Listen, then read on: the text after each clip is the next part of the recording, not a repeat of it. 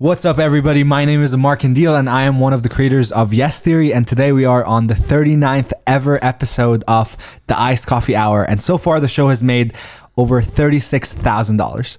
So that was amazing. That was incredible. It never rolls like that. That's just you guys. No way. Wait, I wasn't recording. Wow. I'm kidding. That was impressive. Wow. Thank you guys for having me. Thank you. So this is a trip. Like there are very few people that I meet that like I can't believe you're here, that you exist, because I've been watching Yes Theory pre a million. Like I remember when you guys did your 1 million subscriber video, like this big celebration. Yeah. And I was so pumped for you back then, like before I was even making YouTube videos. So it's crazy to go from that and it, like be sitting here with you. Man, what an talking honor. about this stuff. It's crazy. Likewise, we've been a fan of your stuff for a long time now, and I mean weeks now. One second. Kidding, yeah. This disclaimer.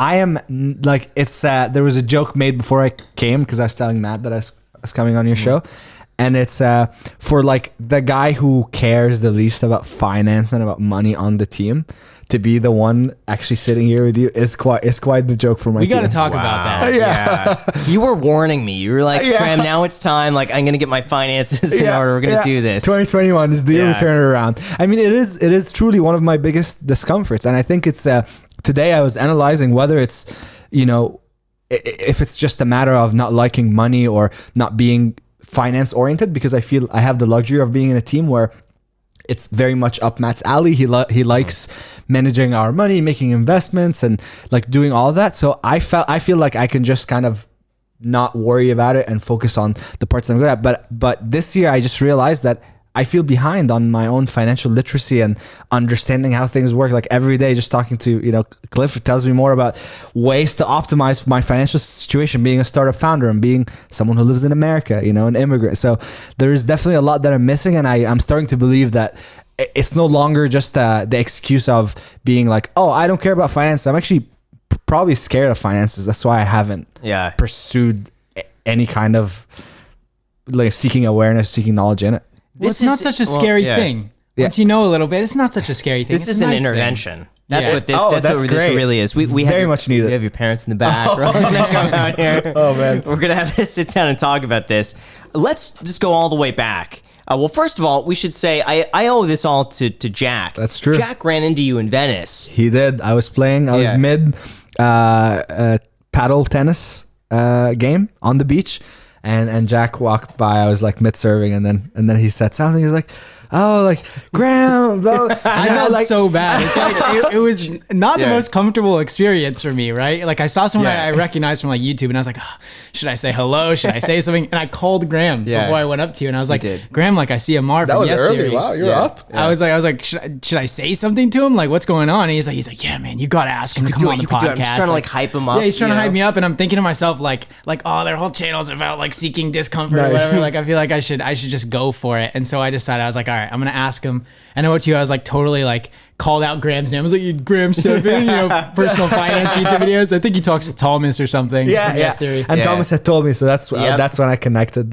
So then you're like, oh yeah, tell him to DM me, and then I guess we're here now. That's so cool. Interestingly enough, we just ran into each other. Serendipity. Here we are. Yeah. So explain this Yes Theory from the very beginning. I know you've said this a bajillion times now, but for anybody who doesn't know you or hasn't heard the backstory, how did you get started doing this? And by the way, your channel has inspired, I think, millions of people to seek discomfort. The documentaries that you've made, the Iceman thing is so cool. Anyway, I'll stop talking. Much. So I'll take you back to 2015 when I was a sophomore at university in Canada. I guess maybe let's take it 10 years back. Let's take it to 2010. Okay. And I was 15 at the time, made the decision that I was going to pursue my education abroad because I got an opportunity, a scholarship to go to a boarding school in South Africa.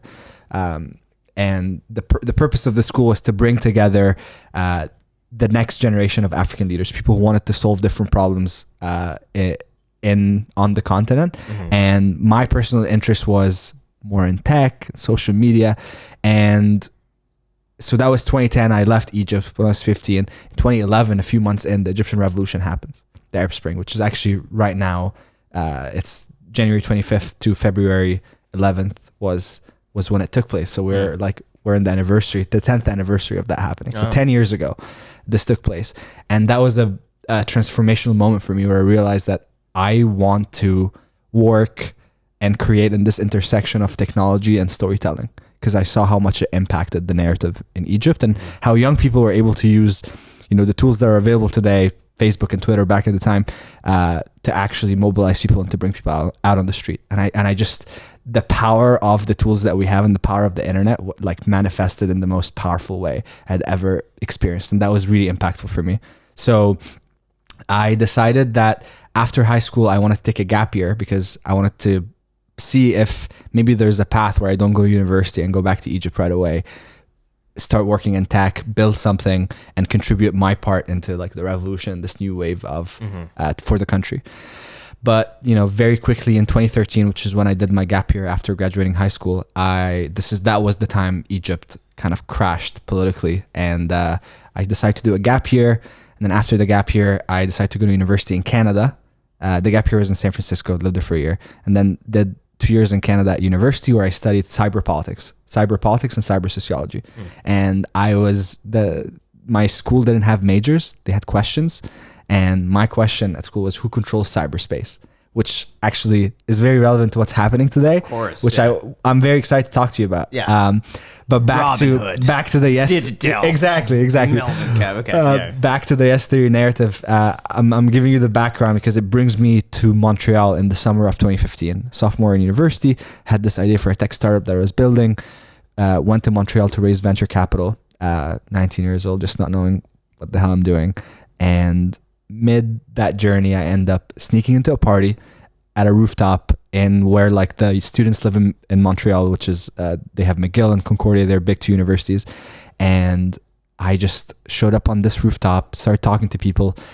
And the more I talked to people, the more people pointed at Thomas, being like, you should talk to this guy. You guys sound very similar. And 20 minutes later into being at the party, I ran into Thomas. We talked. There's this instant like chemistry. There was this click that was just right there. And it just felt like we've known each other for a very long time. And the following day we met for coffee, just started talking more. He was tipsy at the time. So, it was just like in the fun. But the following day was actually when we started talking about our aspirations, what we wanted to build. He was graduating university. I was still in my second year. So there was a lot of synergies there. And he told me that he had been making comedy skits on YouTube, but it wasn't really his calling. But he felt like his calling is still in creation on YouTube, but he really wanted to figure out what the thing was. And he told me about his idea to do 30 things he'd never done before in 30 days and tell a story about it every single day, Project 30. And at the time, he had just met this other guy, Matt, who also went to the same university. They worked on a marketing project together, and he ended up bringing me in to meet Matt. And that was just like, that was it. I met Matt, and it felt like the three of us were just like unstoppable when we were in the same room. Just right off the bat, the first conversation, the level of like vision and dreaming and this desire to truly live take a different path than what the conventional one that was set for us, and the one that society just tells us to go down, finish university, go work for the big company, have the secure job, yada yada. And at that point, we just had this moment where, for the next month, we're going to quit everything we're doing and we're going to fully commit to this. And so we did.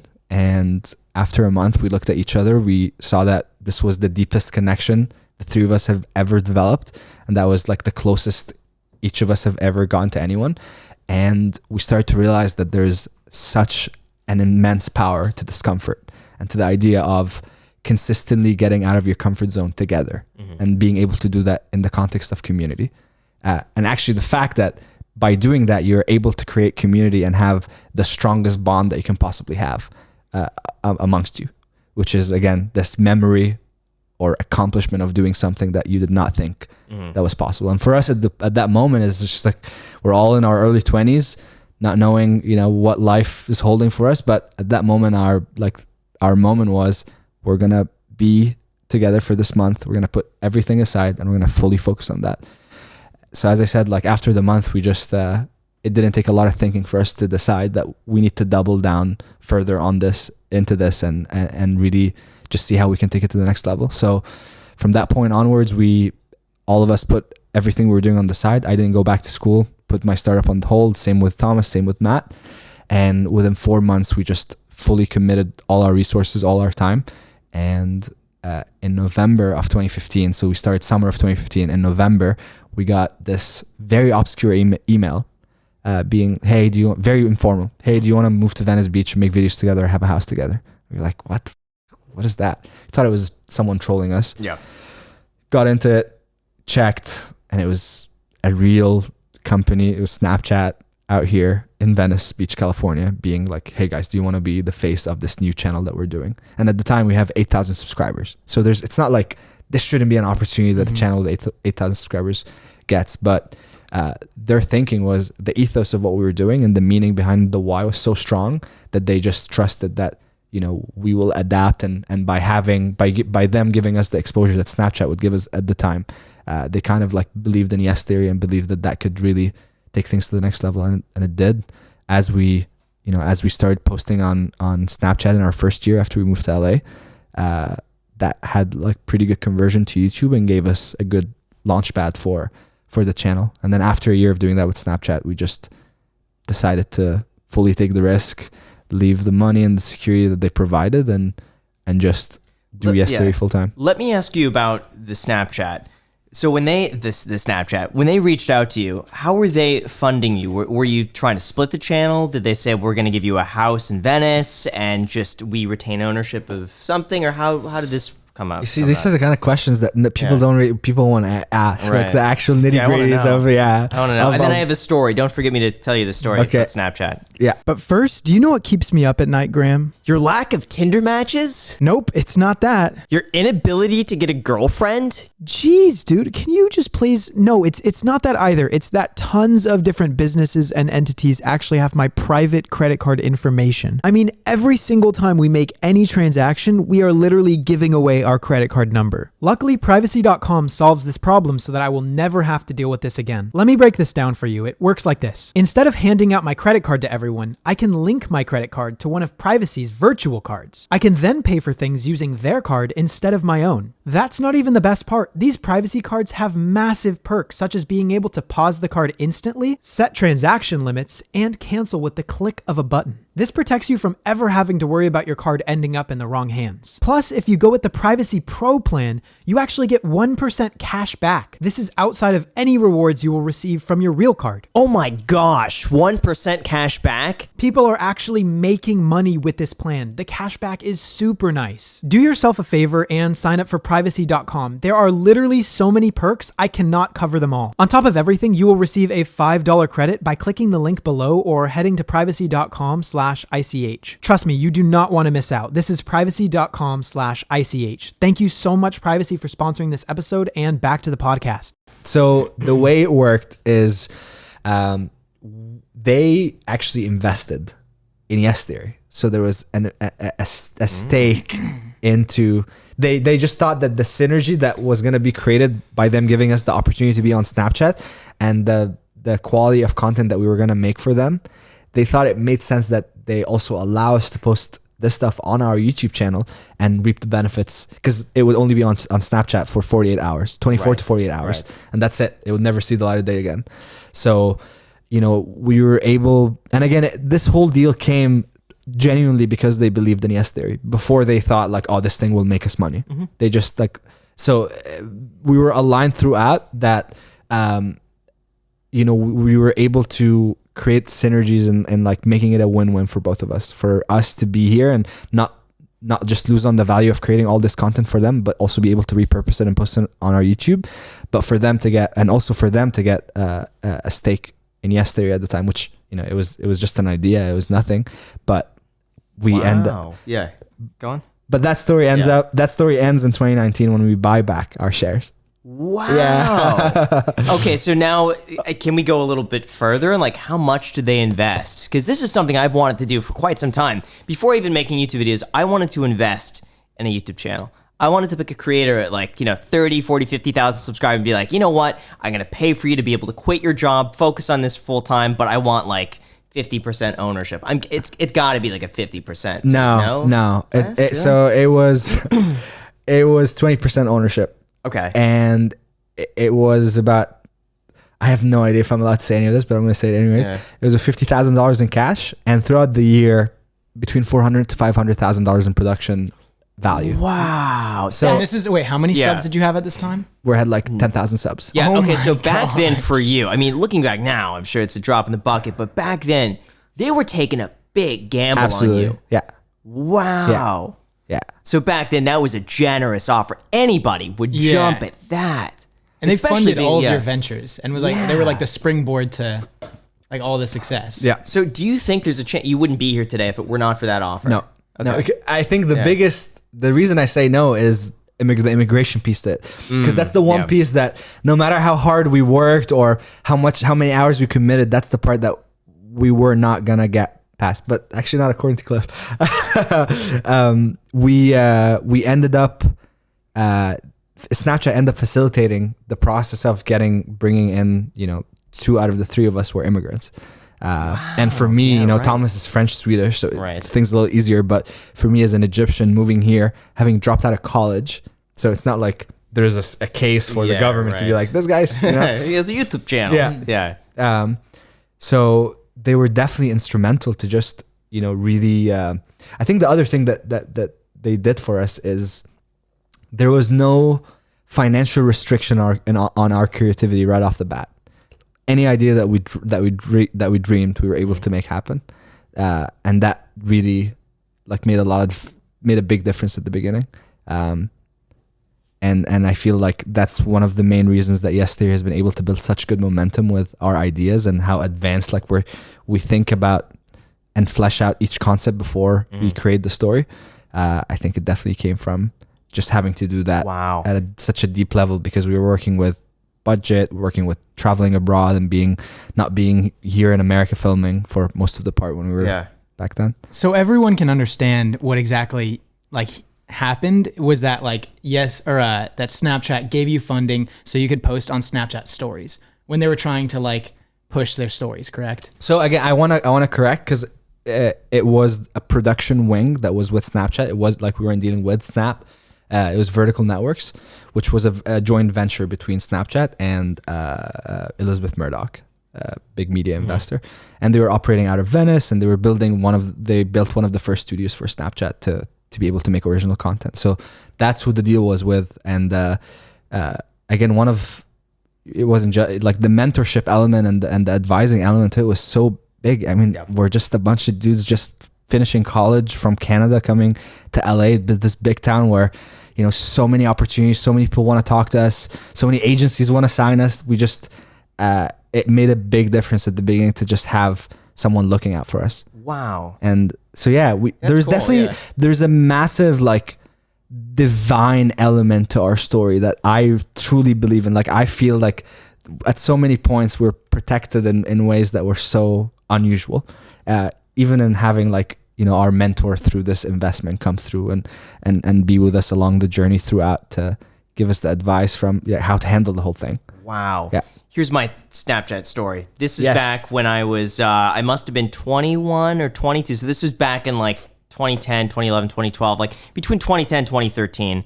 I was doing a lot of leasing back then. So people would come to me as Graham, they would find me from Craigslist and they would say, I want to rent a house. Can you show me houses in this price point? And I probably get 10 or 15 emails a day from different people wanting to see leases. And I got an email from a group of 3 or 4 roommates saying that hey, we want a house in Venice or Beverly Hills. We're not quite sure yet. We're all living together, but can you just show us all of these houses? And usually I think roommates, I don't want to deal with roommates, because usually what ends up happening, you waste a whole bunch of time. One of them doesn't like it, and then they all we're well, this guy doesn't like, so we're all going to start looking over here. And then what ends up happening, a month later, they're oh, we just each got our separate spot. So roommates rarely ever work out. So I asked another agent to just show them around. And I did that, and I just honestly I didn't follow up. But they would email me and say hey, we saw this place come up in Venice. Can you show it to us? Hey, we saw this place, and I just gave them to another agent. Didn't think anything of it, and then I run into that agent a few weeks later, and he's Graham, those are really great clients you sent me. They're so cool. And I'm what do you mean? They're roommates. He's like, or I didn't say that because I didn't want to, but I'm like, oh yeah, they are. And it's like, yeah, I know. I didn't realize that they're starting Snapchat or they're setting up their business of Snapchat in Venice. And it turned out, then I looked back, I was like, wait a second. So I looked back at them and it turned out it was like 4 guys, like one of the original, I don't think it was Evan, but I think it was this other guy and like 3 others that they were living together in Venice looking to rent a house because they had set up that spot on like Ocean Avenue, like right. Exactly. But it was that when they were first starting up. Now all of them are billionaires. And then I saw like a few years later, they're all buying these like $5 and $6 million spots in Venice from that. But I just didn't take it seriously in the beginning. Wow. So that was my Snapchat story. Lesson learned. So you know what? Next time you think it's roommates, maybe it's co-founders. Yeah. And that's a huge, yeah, it's a big upside here. You never know. But that's incredible that Snapchat invested in you so early on. Yeah. And then how did you start just growing the channel from there? Like, what are some of the ideas that you used in the beginning to be like, this is going to go viral? Did you ever try to do that, or was it all just organic? Also, were they giving you the advice on what you guys should do, or was it all just you guys, and then you just asked for funding for each event, and then they were like, yeah, sure? Basically, we would give them all the ideas of the things that we wanted, and then they were like, we like that. Let's do that. So they just picked from our roster of ideas what they thought would fit the platform, fit the demographic, fit the people that they want to talk to. So that was if they advised us or not. And your question was, how did you start? How did you start growing the channel? I think the number one thing was to fully commit full time to not, we were creating for Snapchat and that was taking a lot of time. And obviously, still taking these cuts and doing it for YouTube, but still mentally, our main focus was with our contract, with the commitment that is paying the bills. So I feel like, the biggest shift happened when we decided that this is the only thing we're doing, and this is the year that we're gonna hit 1 million subscribers, and we did. Like it was truly just that, because there wasn't like a shift in the kind of ideas that we're coming up with, or obviously we were always seeking refinement and seeking like evolution in our ideas, and never to get stagnant with formats or just get stuck in a little YouTube algorithm dark hole of these trends that people would just like do and never stop doing. So it was just a matter of giving it our full time and attention, and early on, algorithm rewards consistency and big volume of upload, and at some point we were able to reach posting 3 times a week. Wow. Yeah. I thought it was once a week. No, at some point we were doing Sundays, Thursdays, and Tuesdays. So like Sunday was the main video, Thursday was like a smaller adventure, and then Tuesday was the house show, which is kind of like more vloggy, what's happening around the house. But part of us always thought that Yes Theory, the main YouTube channel, should not be diluted with like vlogging or showing things that are like subpar from the regular Yes Theory concepts that people are used to. Like every story that you come to has to be life-changing, and that we kept that as the like the standard for what we create. Yeah. Isn't the problem, how do you keep one-upping yourself? Because I imagine you've done some crazy stuff. But first, do you like free stuff? That's because Audible's giving away a free credit that can be used on any book in their premium selection that comes with their free trial. With Audible, you can download content and listen to it offline. So when I'm hiking in the desert with no service, I can still listen to Matthew McConaughey's biography. And it's almost like he's taking a walk with me. If I'm having trouble sleeping from editing the podcast all night long, I can just turn on some of Audible's soothing sounds and fall asleep right away. If I'm getting ready for a date, I'll just turn on Kevin Hart and learn some new jokes to tell. You can listen to Audible when you're on the go or when you're just doing chores. I like to listen when I'm cooking, cleaning, or pretty much doing anything that doesn't require my full attention. Audible helps me maximize my time, learn new skills, and gain a better understanding of the things that I care about. Audible has over 300 years of audio content, so there's something for everyone. No matter if you're trying to learn new jokes for your next date or wanting to learn how to build $1 million business, Audible has something for you. So if you want to check that out, visit audible.com/icedcoffee or text iced coffee to 500-500. And as always, if you're looking for more information, check out the description. Thank you so much, Audible, for sponsoring this podcast, and back to the show. How do you decide, like, I'm going to one-up this? There's got to be a point eventually where you're just like, I've conquered every fear imaginable. No, man. We started this by talking, like, I think one of my biggest unconquered fears is, my own relationship with money and finance. So maybe on the outside, it seems like, well, at this point he's, jumped off all these things and did all these stunts. Like what other discomfort is he going to seek? But the reality is, the more you seek discomfort, the more you discover like the depths inside of you that you need to really, fill and It's my time to shine. Let's seek some discomfort here. Graham needs to start spending money. That's the most uncomfortable thing for him. That's uncomfortable for me, is spending money. If you told me, oh my God, can we do an episode with you? I would love to spend your money. Graham would spend my, I don't even spend my money. I don't even spend it though. I was about to say, like, if you told me, like, Graham, you have to spend $10,000 on Rodeo Drive, I would be like in a panic. I mean, like, it's a waste of money. Wow. No. Well, that's. Jeez, I'm gonna brainstorm. Yeah. I'm gonna brainstorm something to. Yeah.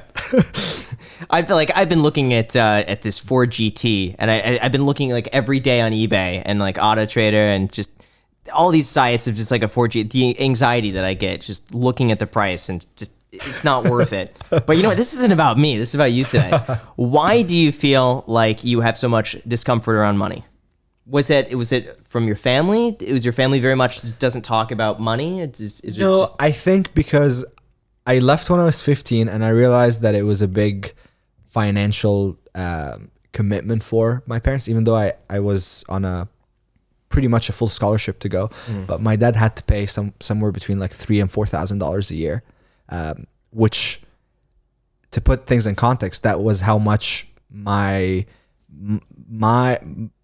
education along with my siblings for an entire year in Egypt, including all material, would cost. Wow. So all of a sudden, like one kid was just costing as much as all of them were costing together. So I was very much, I didn't have any money in high school, and that was very stressful because like I felt like I couldn't do so much of like exploring and being out and actually taking advantage of living in a different country. I was very much on campus all the time. And then when I like moved to San Francisco, I lived with host families that were very wealthy. So it also felt like I was very much taken care of and never had to worry about money in that regard. So it went kind of from one extreme to the other, but still very much removed from needing to worry about money. And then I ended up going to university on a full ride, and I would get monthly stipends. So it kept almost the decision to care about money or to deem it as like an important thing to me kept getting delayed circumstantially. And then obviously started Yes Theory with Matt and Thomas, and I was definitely not going to be the one managing the money for the team. Right. Matt was taking care of that. And I just stayed in my lane, creating, just coming up with ideas for videos, directing. And so it continued. Yeah. And now I think I convinced myself that it's the story that I don't really care about money. But when in reality, I know that all my dreams probably are dependent on me being in a good financial standing to drive, because I have such big dreams, and I'm definitely gonna need money to make that happen. That's gonna cost money. Yeah, I was trying to count like in the last 3 years how many podcasts I've done outside of our podcast. Yeah, and maybe there's 2. It's Colin Samir, one of them. Cool. Wow. We're honored. So, you know what? Quite a few people have come to us and be like, we never do podcasts, but this is the one. And I'm like, what? Yeah. This is crazy. That's why it's like people always expect like, oh, I do podcasts, but it's we get a lot of requests, but for some reason I don't feel compelled. So I'm honored to be on here. So cool. Thank you. Yeah, I'm happy to be having the conversation. Thank you. Why do you think you have this like inner drive to do all these like crazy things and to be adventurous? Do you think that's just like an innate thing? Like it's just within you?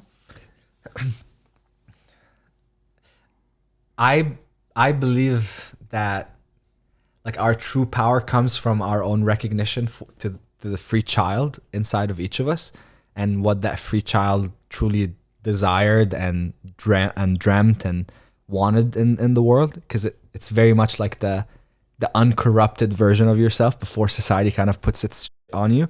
And I just always see what you describe as the crazy things is like when I feel like the most like a free child, like when I do the extreme sports stuff, whether it's skydiving, cliff jumping, or any of like the high energy things that I do.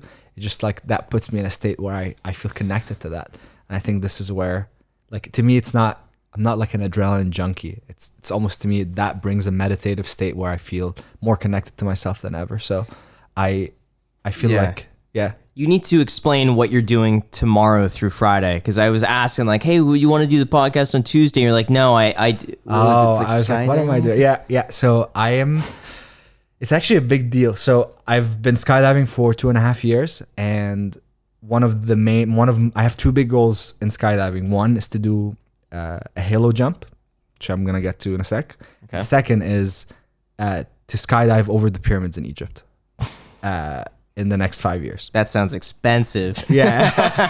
How much for permits to do that? Oh, well, that's not at all what I'm thinking about. That's so Well, you can do it without permits, but then just don't get arrested. No. Yeah. But I'm talking about the money part. Of like, I'm not thinking about how much this is. You could do it without permits and put Yes Siri uncensored just on your stomach, do a Vitali, get down, you get arrested, but you're gonna exactly all the PR. Yeah.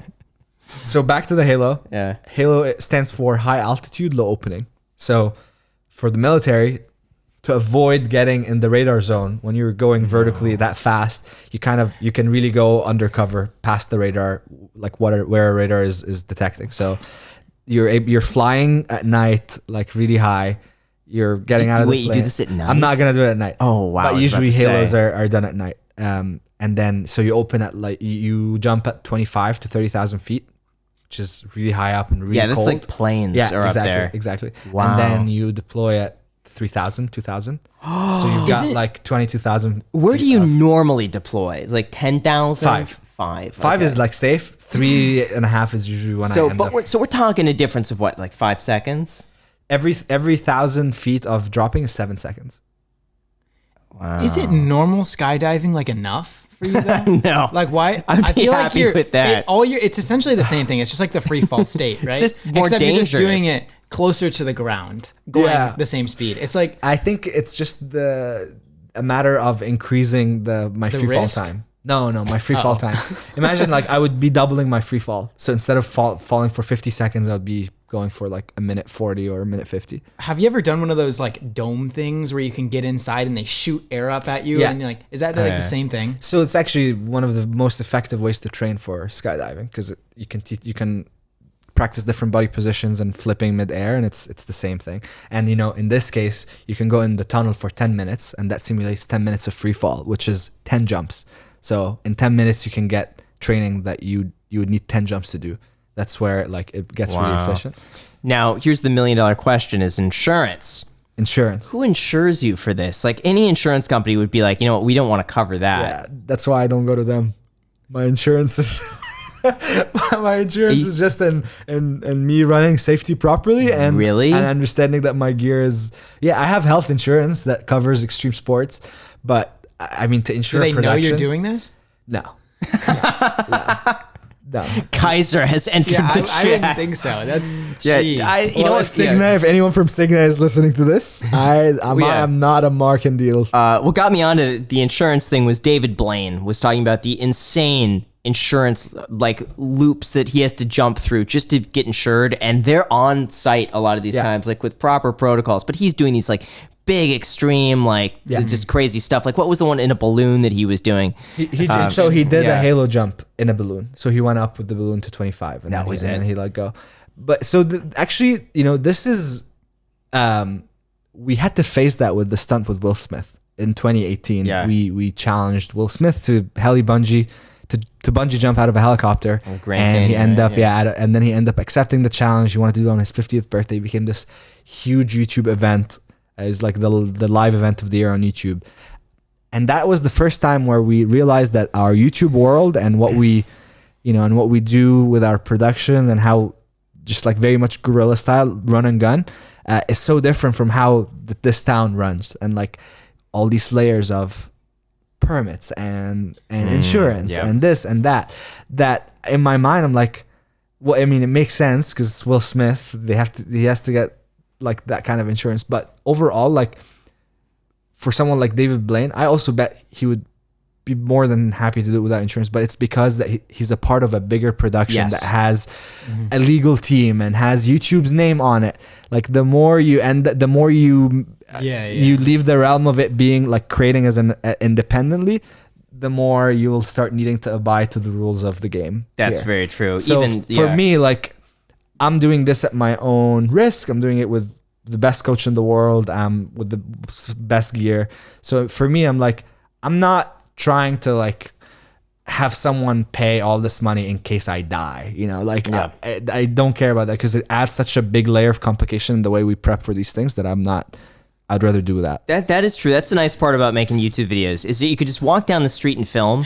And when they're filming like something like Selling Sunset, they have to give notices to every single storefront for like a week or two prior. Yeah. And then if you don't agree with the notice, you could dispute it. And then it could go through like this weird, so where it's like it's just with the city and then back and forth, and it could delay it months. It's crazy. And that's just for like filming a scene indoors. But if they're going to be using the parking lot or like anything, you got to notify everybody. Yeah. Versus like Danny Duncan can just go to Hollywood Boulevard and just flip on a camera and just, it's wild. It is.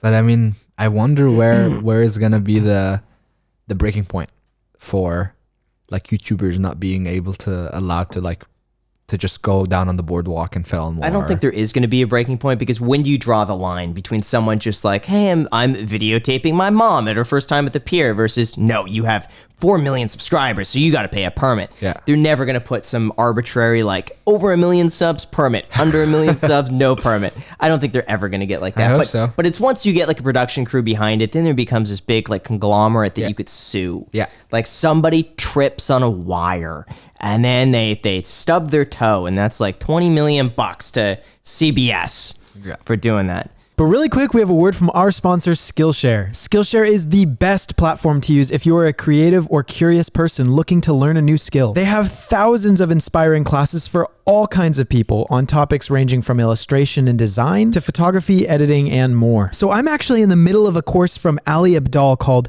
Video Editing with Final Cut Pro 10 from Beginner to YouTuber. And I actually love this course. I've been finding it really valuable, all of the editing tips and tricks that Ali can provide. And of course, I recognize that not all of you are editors. Skillshare is made for everyone. There are loads of other classes to take that cover a very wide range of topics. Skillshare is also incredibly affordable, especially when compared to pricey in-person classes. An annual subscription is less than $10 a month. Even if you don't have anything specific in mind, I think it's always a great thing to be continuously learning and trying out new things. And there isn't a better place to be doing all of that than Skillshare, so I strongly encourage you to check it out. Explore your creativity at Skillshare.com/icedcoffee, where our listeners will get a free trial of premium membership. I strongly encourage you guys to go check it out. At least go try out the free trial. Trust me, you're going to love it. That's Skillshare.com/icedcoffee. Thank you so much, Skillshare, and back to the podcast. But just listening to you, I would say, I think just from what I've gathered so far, you're very much a creative type, and that I think leads the way, not so much financially,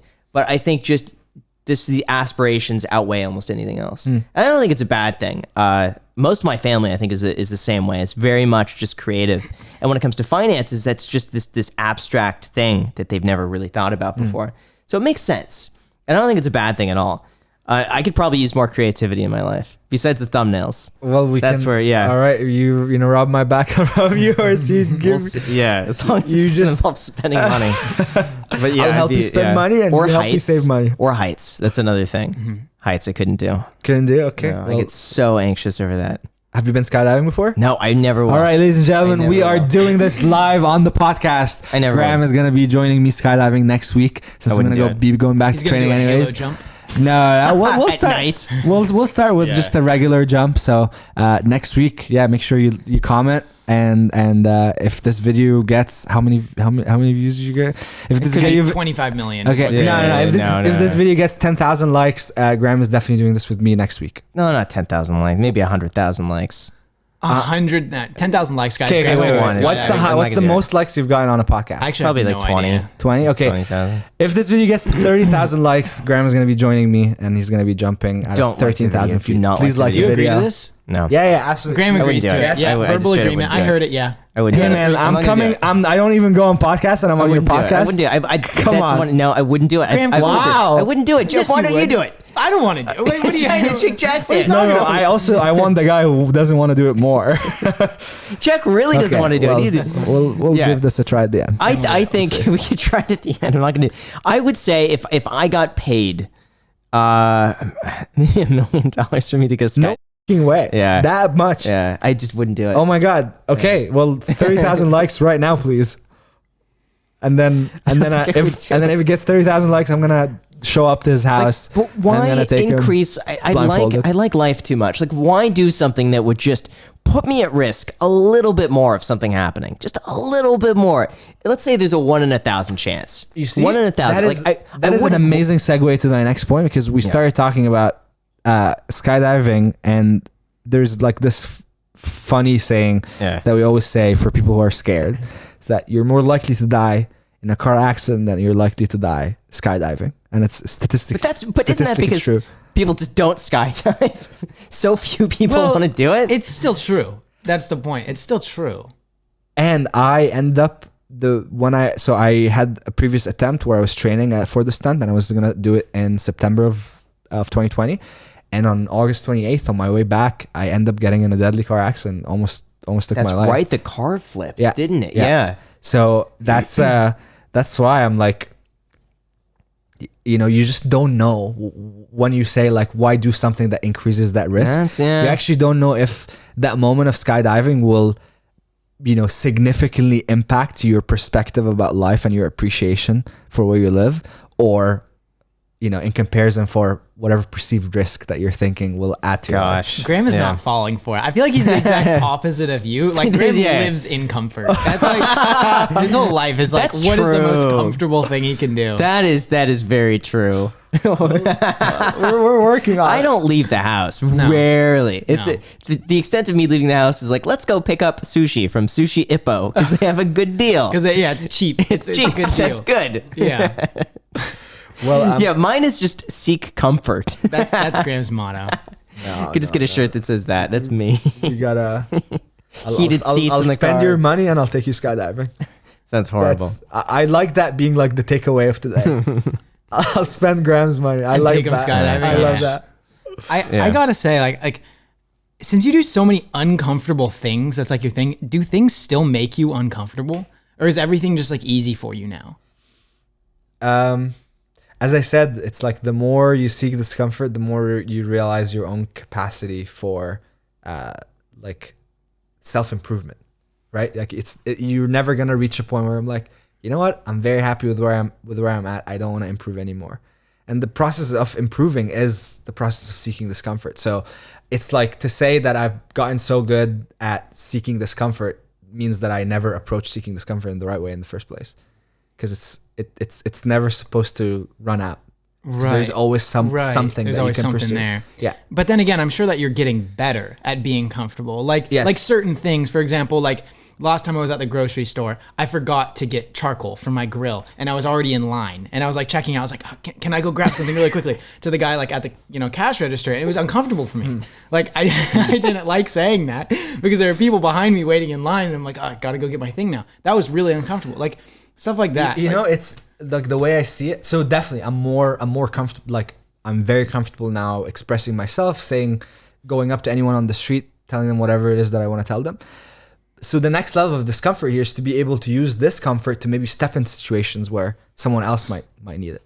Someone stuck in a situation where it's I'm seeing that they can't really express themselves or get what they want. So maybe that's a moment where I use this extra comfort that I have with situations like this to step in and make be them uncomfortable. And be uncomfortable in a situation that is not mine. So I always this is the leveling up that I see in discomfort. It's like, well, if I'm so good at something, then I should probably use it to benefit someone else. And in this, like, if you follow that like philosophy, it will never get to a point where you're like, oh yeah, I'm good. I shouldn't seek any more discomfort. You gonna write a book one day? yeah, dude. Matt is writing the book. Really? Yeah, Matt is writing the book. So end of 2021, that's when the first Yes Theory book is going to be out. And he's definitely the better writer.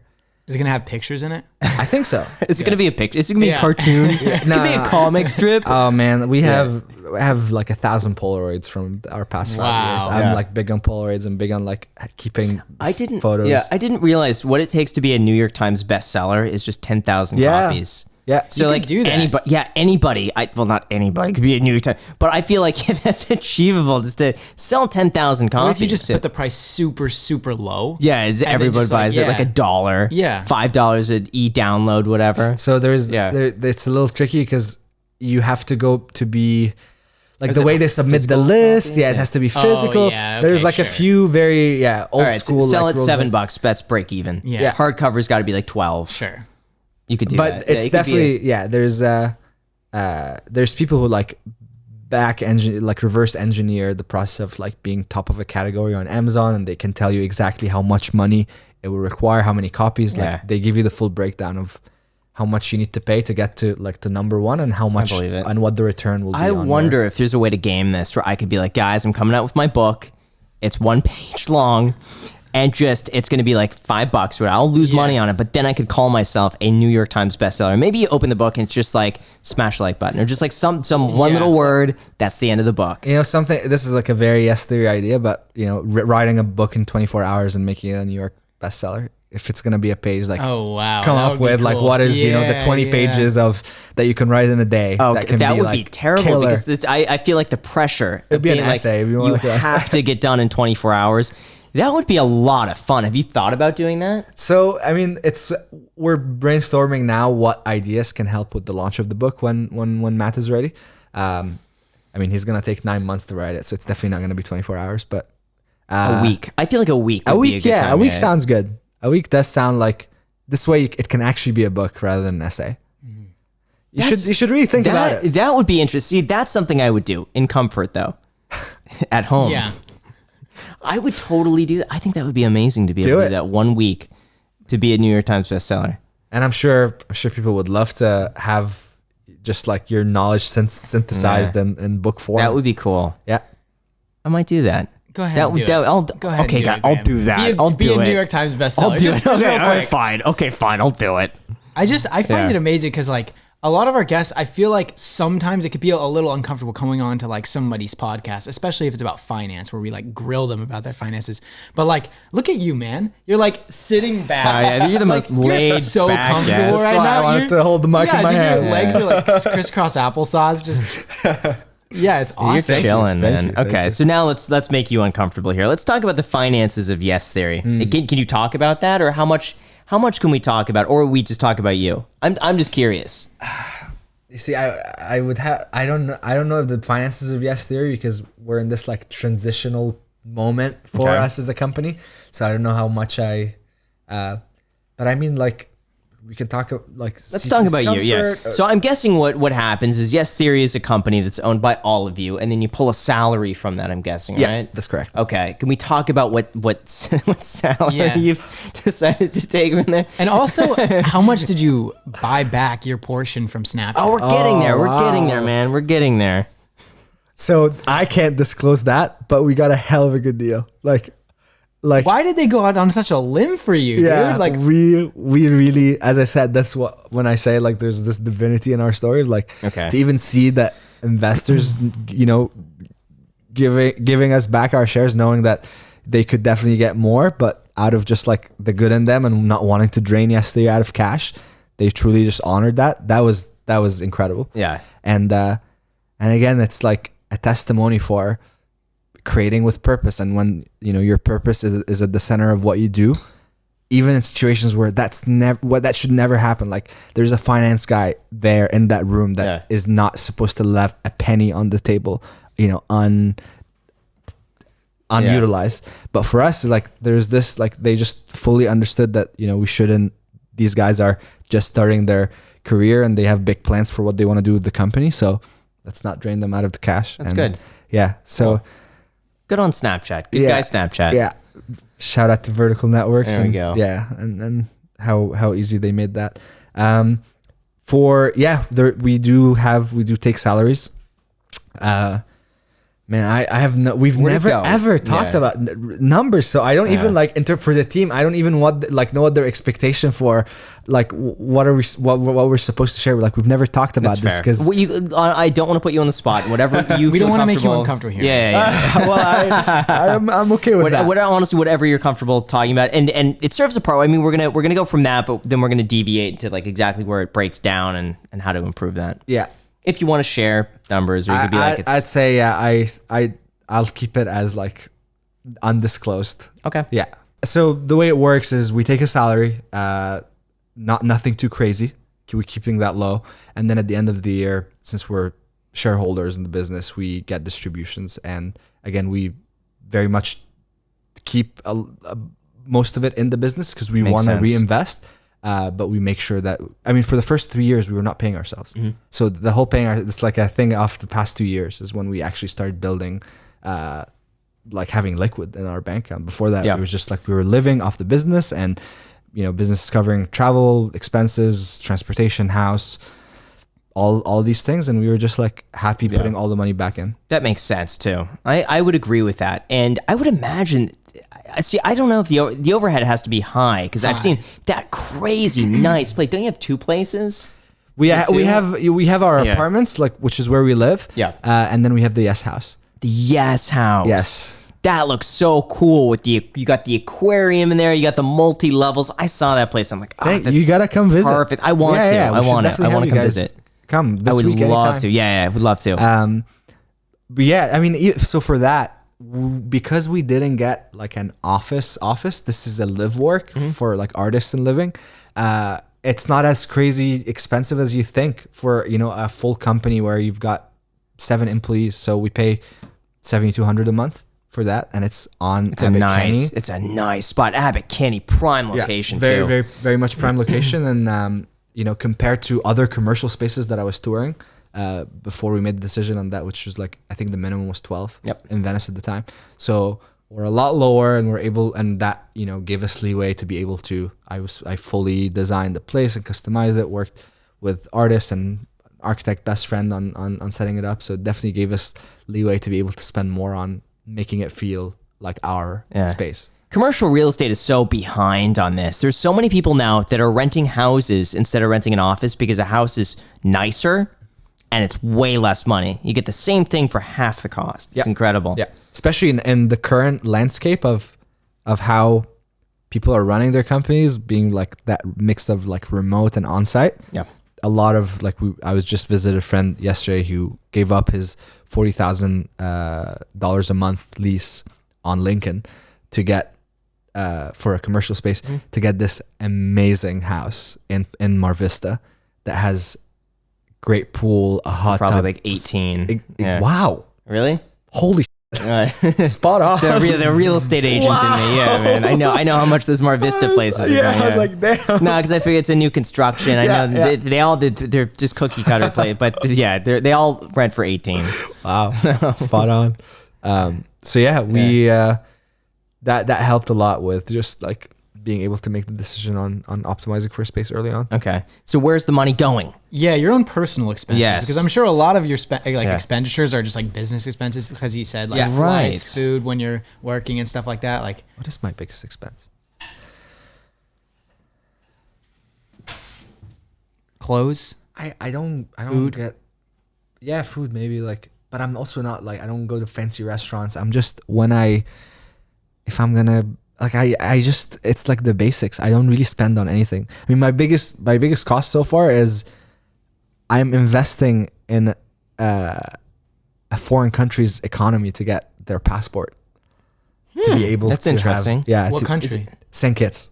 How Small much Caribbean. is that? 250? 120. 120. Yeah. Wow. What's the advantage of doing that? The advantage of doing that is, compared to my Egyptian passport that gets me into 54 country visa freeze, and it's the 54 countries that you've never heard of, that you probably wouldn't want to visit.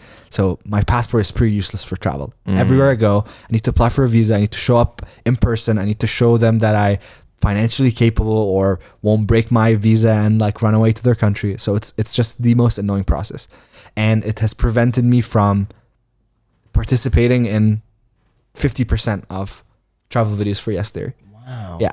So there's like a big part of Yes Theory that I'm missing. Thomas is, in the process of, he's going to Chernobyl in Ukraine. He's going to Mauritania to do like this crazy train ride, like all these, the most amazing adventures. And the only reason I'm not participating is because it's just really complicated with my Egyptian passport.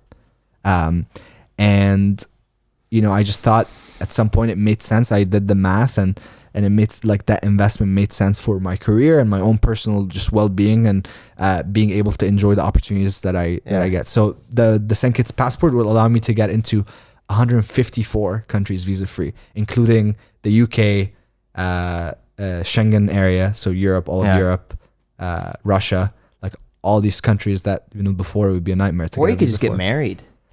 So marriage was always something that my immigration lawyer was bringing up, but it's not as straightforward as people think it is, and it's not as clean as just like, oh yeah, let me just pay this person and get me. And I also just didn't want this to be how I get a status in. Okay, I get that. Yeah, sure. like I just wanted it to be I know that I can do work that makes me deserve to be here. Okay, and I want it to be through that process. And right now, the visa that I currently hold in the US will transfer to a green card in the next round. And then after that, 3 years after that, I'll be able to get a passport to the US. But because my Egyptian passport expires sooner than that timeline, I needed to figure out a way to get around it. So St. Kitts became the solution. All right, so where's your money now going? Let's get back to this. We're skirting Where's around my the money question going? here. And what do you want to work on Dogecoin. with your Dogecoin. Did you invest any in Dogecoin? I was in an Uber ride in Austin going to a friend's house, and then I was seeing all the buzz on social media, and I was like, put 150. It was my first, I downloaded Robinhood in the Uber ride. No Yeah. So I just put 150, and I finished dinner, and I looked at my account, and I was like, there's $500 in it. Wow. So was that right before the Elon Musk tweet? It must have been. Yeah. Beginner's luck right there. That's beginner's That luck. is Yeah. absolutely beginner's luck. Every beginner gets Did you one sell? win. I did not. I sold to get back the money that at the 150, and I left the rest. Yeah. Dude. Jeez. So now it's just like the money is Well done. Yeah. So where else are you investing? Or how do you want to improve your finances? I'll tell you the All right, biggest let's way my biggest investment in 2020 was Speechify, which is Cliff's company. So I'm more focused on investing my money into projects that I can engage with, and so far I've done 4 investments. Tanzu Tea, which is a matcha company our friend started a few years ago. Okay. Liquid IV, which just exited with Unilever. They sent us some stuff. Did they? Nice. Yes. Yeah, great. Yeah, it's good. Wait, so you exited that position? No. Oh, The you company exited after we invested. So that It was a buyout? they got acquired. Wait, so you were able to pull out your money? Or? Yeah, the money made its return. So that's that was our first successful. Beginner's luck. That was our luck. first successful. What can you just tell us the ROI on that? It was like It was- 10x or 50x? It was like we invested in the last round, and it was 4x. Okay, yeah, last round. Yeah.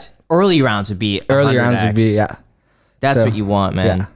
Wow. That's what my investment in Speechify is for. Wow. It's for all those X's. Okay, so And you're then- investing in startups mainly. Okay. Yes, and that's I was actually telling Thomas, I hate the idea that, and I know you're gonna really agree with me on that, but putting on in all these retirement funds and all these, I hate the idea of putting money to just sit like that. I don't care how much it's making. I don't care about the compound and all of that. I just feel like I'm a lot happier to just be putting this money in a young entrepreneur that is just doing actually something meaningful. Because at the end of the day, I don't think my wealth is gonna come from whatever I put on the side for my SEPA IRA or any Not of that. with that attitude. I know, bro. Yeah. That's why I'm Here's the here. thing, That's why I'm man. good. I'm here I think you're doing enough and you're living frugally enough. We're putting $50,000 a year into the stock market in a boring retirement fund is not going to change your life. It's not going to do it. You're not going to notice any different. You could still do all the other investments you want. You could live exactly the same, except you could put $50,000 a year, like $5,000 a month, into the S&P 500. That's it. And here's the benefit. Here's how I could spin this around for you. Think of it this way. you will grow your money consistently so that when you find a really good deal and you find a startup and an investor that like you really believe in, you have all this money sitting on the sidelines. So you could be like, all right, I'm going to use that money and I'm going to invest in this really good opportunity. Or you just leave it there. See, think of it that way. Yeah. Yeah, are you just like sitting on a bunch of cash in your bank account? Yeah. No, don't tell me it's in a it better not be in a Is it checking a high account. interest? It is. It's in a checking account. No. Can I? Is it over 6 figures in a checking account? Yes. Oh, Wait, come 6 on. figures is what? Over 100 100,000. grand. Yeah. No, come on. come on. No. Oh shit. Yeah. Okay. Yeah. Okay. Well, first of all, I'm going to tell you immediately what you should do tonight is sign up for Ally Bank. Okay. So it's an online bank, totally free. Ally Bank. Ally Bank. Now, I could pitch, depends on what you want to do. I could pitch Yada Bank, which is the company that I invested in. That was my first startup investment ever, was Yada Bank. It's a savings account that rewards you for every $25 you save. You get one entry to be able to win a prize anywhere from like 10 I cents. saw you post about that. Yeah, Yeah. 10 cents up to like 10 million bucks. Some guy won 40 grand. Some guy. I forget, is it Mark or something like that? I can't believe it. That's been the top prize ever paid out by Yada Bank so far. Wow. So if you want to do that, the interest rate on that right now works out to be about 1.8 to 2%. But that's spread across a year for all prizes. Or Ally Bank is just a guaranteed, I think it's 0.5 or 0.6%. They're a great online bank. If you want to use them for like checking and stuff like that, that's what I would recommend. Yada Bank is just a savings. So if you knew like next month or two, you're not going to use that money, you want the best return, Yada Bank. If you want like a bank account, you think, hey, maybe next week I'm going to use the money, I want all of it. And a customer service line, I could call them up and do Ally Bank. Okay. Well, that's really great advice. So yeah. So that's what I would do. And then at the very least, you're going to get 0.5% in interest, which is not much at all, but it's better than getting nothing. Yeah. You know what actually would make this worse? If you said the bank was Wells Fargo. No, it's Chase. Okay, good. I have Chase. Yeah. So Chase is decent.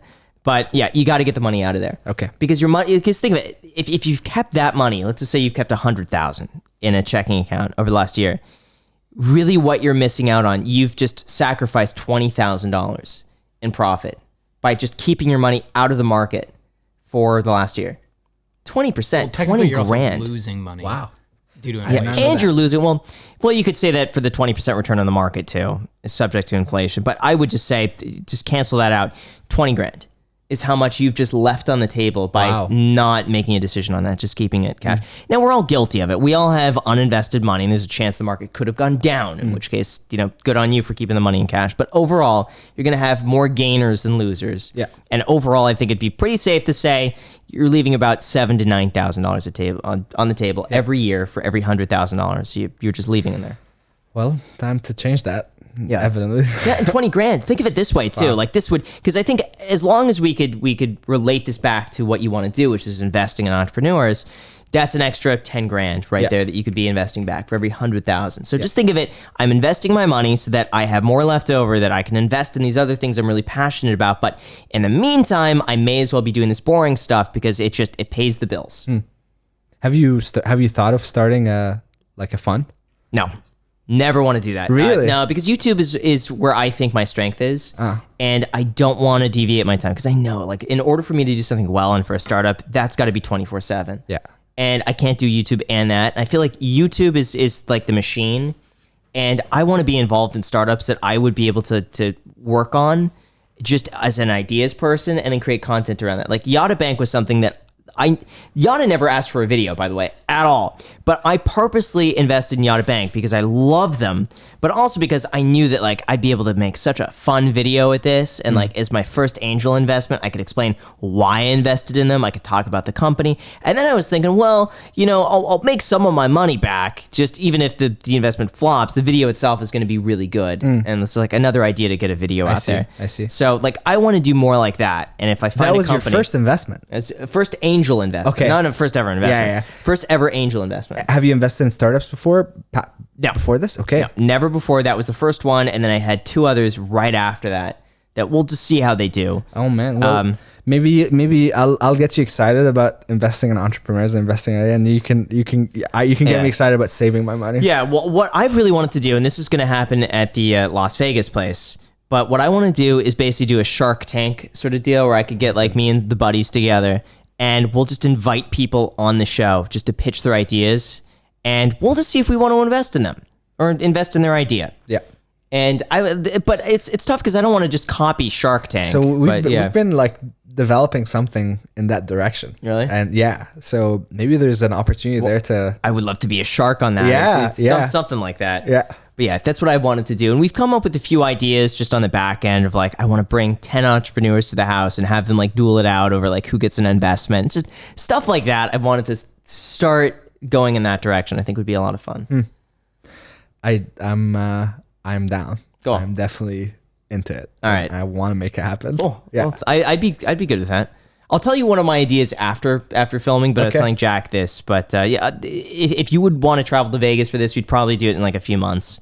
But I think it would be a really fun concept. You could be one of the judges. I think it would Sweet. be really cool. We'll definitely, yeah, let's make it happen. And just the overall, like the investment space, as I said, Matt has been very much focused on how we can like allocate our money to go towards investment. Because, you know, with the S theory, it's not just the money that comes. It's actually the main thing that comes is the distribution power and the access to the community. And we feel like there's just an opportunity for like a creators fund and being able to like pull together a bunch of creators that very much aligned and can together make some really great decisions on things to invest in that would have like really high return. So would love to, you know, bring you into that conversation and see if there's cool. synergy there. But that's what I'm realizing too. I think the big thing with YouTube is that I think initially you see that like, oh, I could sell merch, or I could get ad revenue, or I could come out with a program. But really, like when you get down to it, it's marketing. Yeah. Like big brands, for what you would make a video on, a brand might pay like $500,000 just to get to the eyeballs that you were able to do organically for free. Yeah. And that's what I'm starting to realize. It's like you're able to drive so much traffic and attention to places where ordinarily they would never have that reach. Your CPM for the main YouTube channel must be huge. It is, yeah. Wow. Like what is it at? 25, 30 something. Yeah, at the peak I think was almost 40. It was like $38. That was December. This last December was like $38. Wow. For context, that's like compared to 4 to 5 for us. you get 4 to 5 CPM. Yeah. That's on like So your too low. RPM is like 2 to 2.5. It's too low. Yeah. I don't get it. See, that's what doesn't make sense You to also me. probably Yeah. maybe put like an ad or two per video. Like There's pre-roll and post-roll. But yeah, we do. it's You don't do still, mid-roll? We do mid-roll for longer videos, yeah. You got to do mid-roll on every video. Yeah. Really. Okay. Because what I've noticed too is that mid-rolls help the algorithm. I think the algorithm just knows that this video is performing well. It's making more money for YouTube. Advertisers are happy that they get more exposure. And because of that, and this isn't proven, I just think the videos do better. And my experience has always been that videos that are heavily monetized, lots of ads, heavily monetized, tend to do better for the algorithm. So anytime people are upset at me for throwing in mid-rolls, it's just like, if you want to grow and you want to help YouTube out and you want to help me out, just understand it's a part of the process. You throw mid-rolls in the video, it does better in the algorithm. Yeah. YouTube pushes it to a brand new audience who could get the same message. I think it's a win-win for everybody. And it's better than watching TV commercials. People have gotten so spoiled now over like, oh, I have to watch 5 seconds of an ad. Do you remember when you used to watch like SpongeBob And like it was at like the 3 peak, minutes. the peak moment, 3 minutes? You would have enough time to go and like microwave like a Hot Pocket Yeah. and then come back and like you're still going through commercials. Yeah. That's what it used to be like. We have it so easy right now We really do. for free information. But anyway, but yeah, I'm open to that idea. But that's my advice to you is $50K a year. I think that's doable. You'd be able to do it. $50K. Put that aside, and everything else could be your fun money. But I think as long as you have just that foundation of $50K consistently, you'd be set. Because no matter what happens, you're always going to have that to fall back on, and you could be set for life. You just got to do that for like 10, 15 years, 50, 50, 50, 50. Keep it growing. You'll never have to work after that if you didn't want to. Just don't do it in Robinhood. Do it in like a different brokerage. Okay. Yeah. Okay. Yeah, I mean, well, here's I don't. I know I'm gonna get hate for. I don't mind Robinhood. I don't mind. Maybe now there's going to be I'll some leave it in. cancel. Leave it in there. Yeah. I think they're the easiest brokerage just to point at, like a finger at, and be like, you're bad. A lot of brokerages had issues. Robinhood, I think, is the poster child of issues because they've grown the fastest. They're the newest, most disruptive brokerage out there, and I think there's a lot of growing pains. They didn't do everything right, but you know. But if you're doing buy and hold where you're not even checking the app every day, you're checking it like I once wouldn't do every it on year, yeah. where you're contributing like $50,000 at one time, then just Yeah, by all means, use a different brokerage. Personal belief is that anything over like 200 grand, it's probably best to go with a big brokerage like Fidelity or Charles Schwab.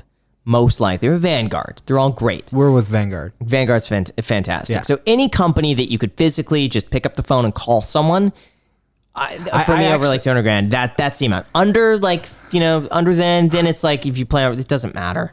I was gonna be like, oh well, I actually put 56,000 in the SEP IRA this year, but it wasn't my idea, and I would have never done it if I wasn't like, if Thomas and Matt were like, you just do it, just don't. Oh, I'm think about so it. glad you did that. Yeah. I'm so glad. You need to be doing that every year. And they were like, listen, it's just don't even think about it. It's gonna save you money. Just trust us. And I was like, well, what if I literally said that. I was like, I don't want to save. I just want to use this money. I'm gonna take it and invest it in 5 startups. I don't want to put this. And they were like, well, do both. Yeah, do just both. like don't be dumb about it. So yeah, you're making enough where you could do both, and it's not like your day-to-day lifestyle does not sound expensive. It's not like you're balling at clubs and stuff like that. So you have so much money left over. I don't drink alcohol. Huge. If you want to cup, Ever? I've never been drunk in my life. Really? Yeah. Wow. It's the biggest money saver. See, I stopped drinking for the most part. I will have the occasional drink, and I limit it to one, and it's usually not more than like once a month, and it's rare. Like that's a celebratory thing where it's just like one drink, if that. Because it just, I hate the way it makes me feel the next day. Yeah, that's that too. Yeah. But yeah, that's so yeah. I mean, given that your main advice is to put 50 aside, I guess. Is that the same? Thank you, Matt. Thank you, Thomas. Yeah. I appreciate the. They're on it. Yeah, they are. Yeah, I would agree. What else? What other financial questions do you have for us? Oh wow, getting a free consulting session. Free consulting. What has been your smartest financial decision that you've made in your life? Ooh, asking questions like that now, huh? GameStop. No, I'm kidding. I'm kidding. Smartest financial decision. Start a YouTube channel.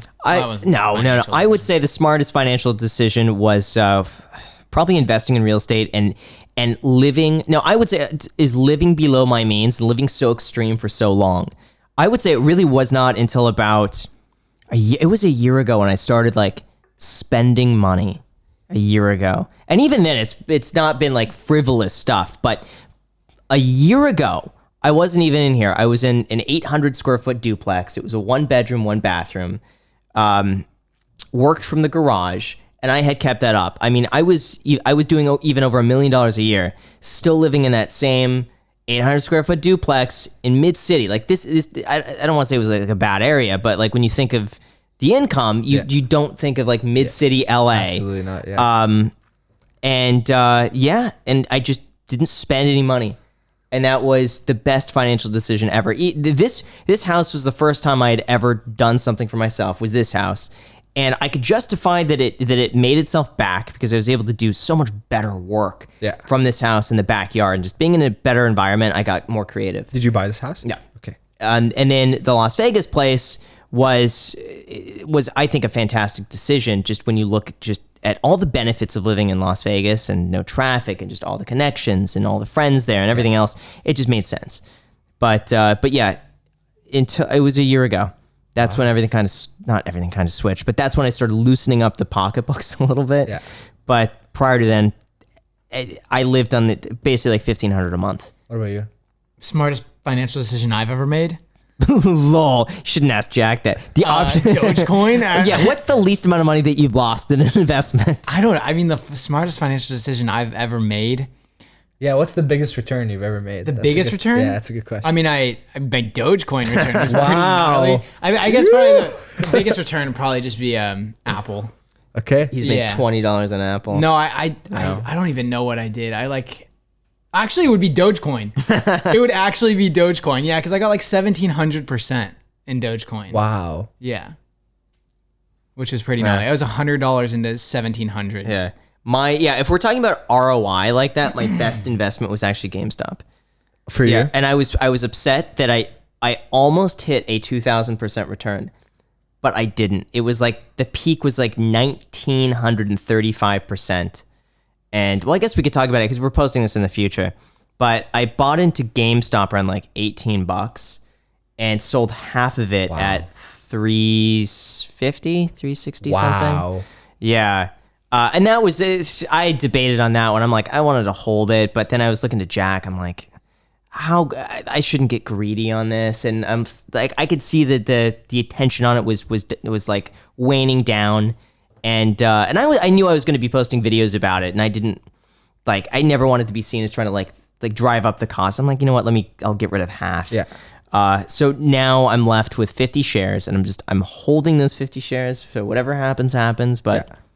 That's my tribute to Wall Street Bet. I'm just gonna keep that. I got 1 share as a tribute as well. There we got go. It 2 days ago. Nice. After it was already at like 300, but I was like, you're in the game. You got some skin in the game. Not for financial gain, but it's more for a statement. Yeah.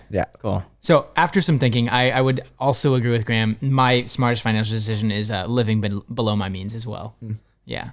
Graham knows I'm frugal as well. Yeah, Jack needs to keep that. I'm worried with Jack now that I'm telling Jack. Funny enough, I'm telling Jack to like get a Rolex. He's telling me to buy a Rolex, but Jack wants a Tesla. I've been telling him don't get the Tesla. Wait, how are I guess a Rolex is not a depreciating. No, it's not at all. He's gonna get a wholesale cost Submariner. Ask him how good of a deal that is. It's like he's getting this watch 20% under market, and I guaranteed to him that I would buy the watch back I'm locking at any up point instantly whenever he needs the money. I'm locking up like a lot of assets. That's the way that I don't like to, you know what I mean? It's like, going up in value. That watch is going up. But it's like you make an instant 20%. As soon as I put a down payment on a house, I'm done. Like my finances are toast. I have nothing after I do that. Sell the watch. So, and I'll buy it. Okay. All right. Fine. You got me. Wow. All right, fine. But I would say, living beneath my means. But also, I've been wanting to ask this question this whole podcast. What is the most uncomfortable thing you have ever done? Wow. I'm sure you've gotten that, let me guess, 1 million times? Oh, yeah, definitely. Yeah. It's like the go-to. What's the craziest thing you've done? Not the most craziest, but the most, like, what were you were like, oh, this is, like, odd or uncomfortable? I would say the 2 days that I spent on the streets of LA with nothing.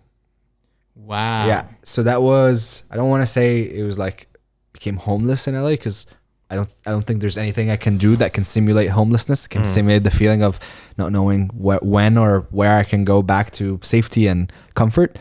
But so I approached it through the Stoic philosophy of they have a specific practice called negative visualization, which is you living for a day or two of your year assuming that the worst happened, and kind of like just going about your day assuming that and living life as if you're responding to the worst. So for me, that was, losing all my privileges, including being able to be presentable, being able to go up to people and express myself and ask for what I want. So I couldn't even like be begging or asking someone for help. I fully took the 48 hours. I only had the face of my cellular Apple Watch just in case anything goes wrong. I can make a call from it. But other than that, I had nothing. I ate from the trash that day. It was 2 days. Ate from the trash. I walked from Beverly Hills all the way to Santa Monica and then to Playa Vista and then to the airport to sleep on the second night, because it was the only like public place where I wasn't gonna get hassled for sleeping, because everywhere else, like, there's just so much I realized about my life in LA that I took for granted, and then for city that by the day you see homelessness increase, it was such a wake-up call. Why couldn't you beg? Because I felt like I'm very comfortable with that. Like I've done episodes where I would go to a foreign country and be on the street for 24 hours and have the best experience just by asking people. So I feel like I have that skill, and the whole point was to lose all kinds of privilege. So that was again to be living in a city where homelessness is so prominent and it's something that I deal with every day. I'm so happy that I went through the experience, because it just was such a perspective giver. What did you do all day? Was there ever a point where it's just like I don't know, like, also, wouldn't you have gotten recognized? So that's why I was like sort of invisible. I wasn't even trying to be in people's face. I was just like walking, resting during the day, because at night it was too cold and it was really hard to sleep. So the whole time you're just focused on survival. And also the other thing, the reason this was really hard is because, you know, I'm so social. I like very connected. I'm on my phone. Social media, all that. And then all of a sudden, you literally have nothing. The only thing you're left with is your mind. There's nothing to escape to. So I went from like the extreme contrast of having the best support system, the best friends, and like an amazing place to live and all these things to nothing.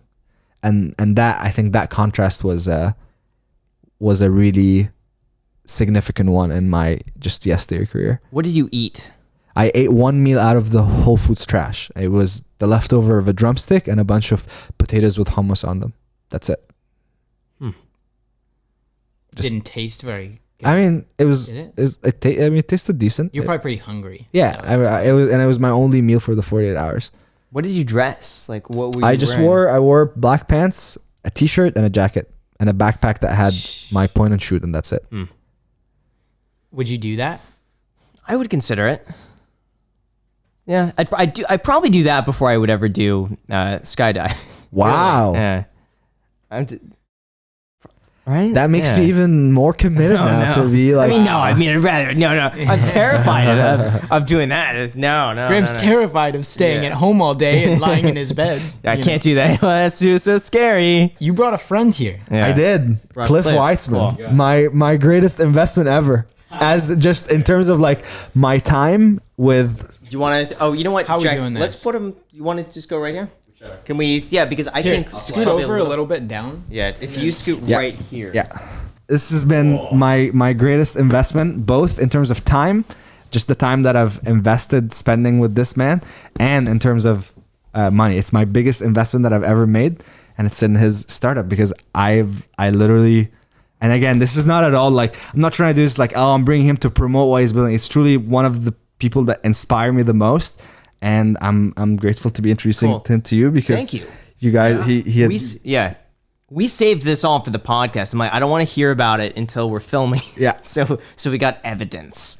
But Cliff, you were saying that Ammar is leaving something out. Oh yeah. What did I leave out? You have a major expense category that you're forgetting. Oh shit. Which is Ammar spends a unusually high amount of his personal income on gifts.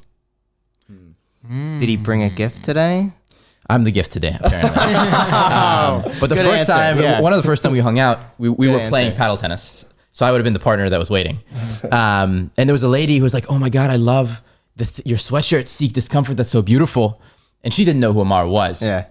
And she's waiting for the court. And at the end, he takes off his sweater, he folds it, and he just gifts it to her.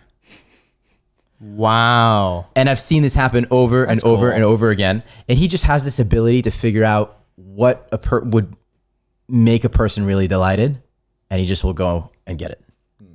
Thank you, man. It is true. I do spend a lot of. Well, I like gifts. So Okay. you're welcome back I got anytime. you. Your I gift got is you. skydiving. I like this. No, I'm kidding. It wouldn't fit me. Make one No. text right now. No, it's happening. Are you texting? It's Ammar. Really? I love it. Graham He gets complimented on this every time we go out. Yeah. I'm looking at this like I would look like such a boss if I wore something like. Could you like imagine me walking around with this? Because you see this and you're like, that's money. That's cool. I like it. All right, It's got to be like a small or like an extra small for me. done. All right, but it's less material, so it should be easier to make. So this is your investment here. Yeah. Do you want to tell Explain the this, story of how we met? I'll tell the story. You tell the story. Okay, Okay. so in October of 2019, I got a text one random night being like, "Hey, there's someone from a friend of mine, female entrepreneur here in LA." She was like, "You know what? There's someone that I think you should really, really meet. He reminds me a lot of you."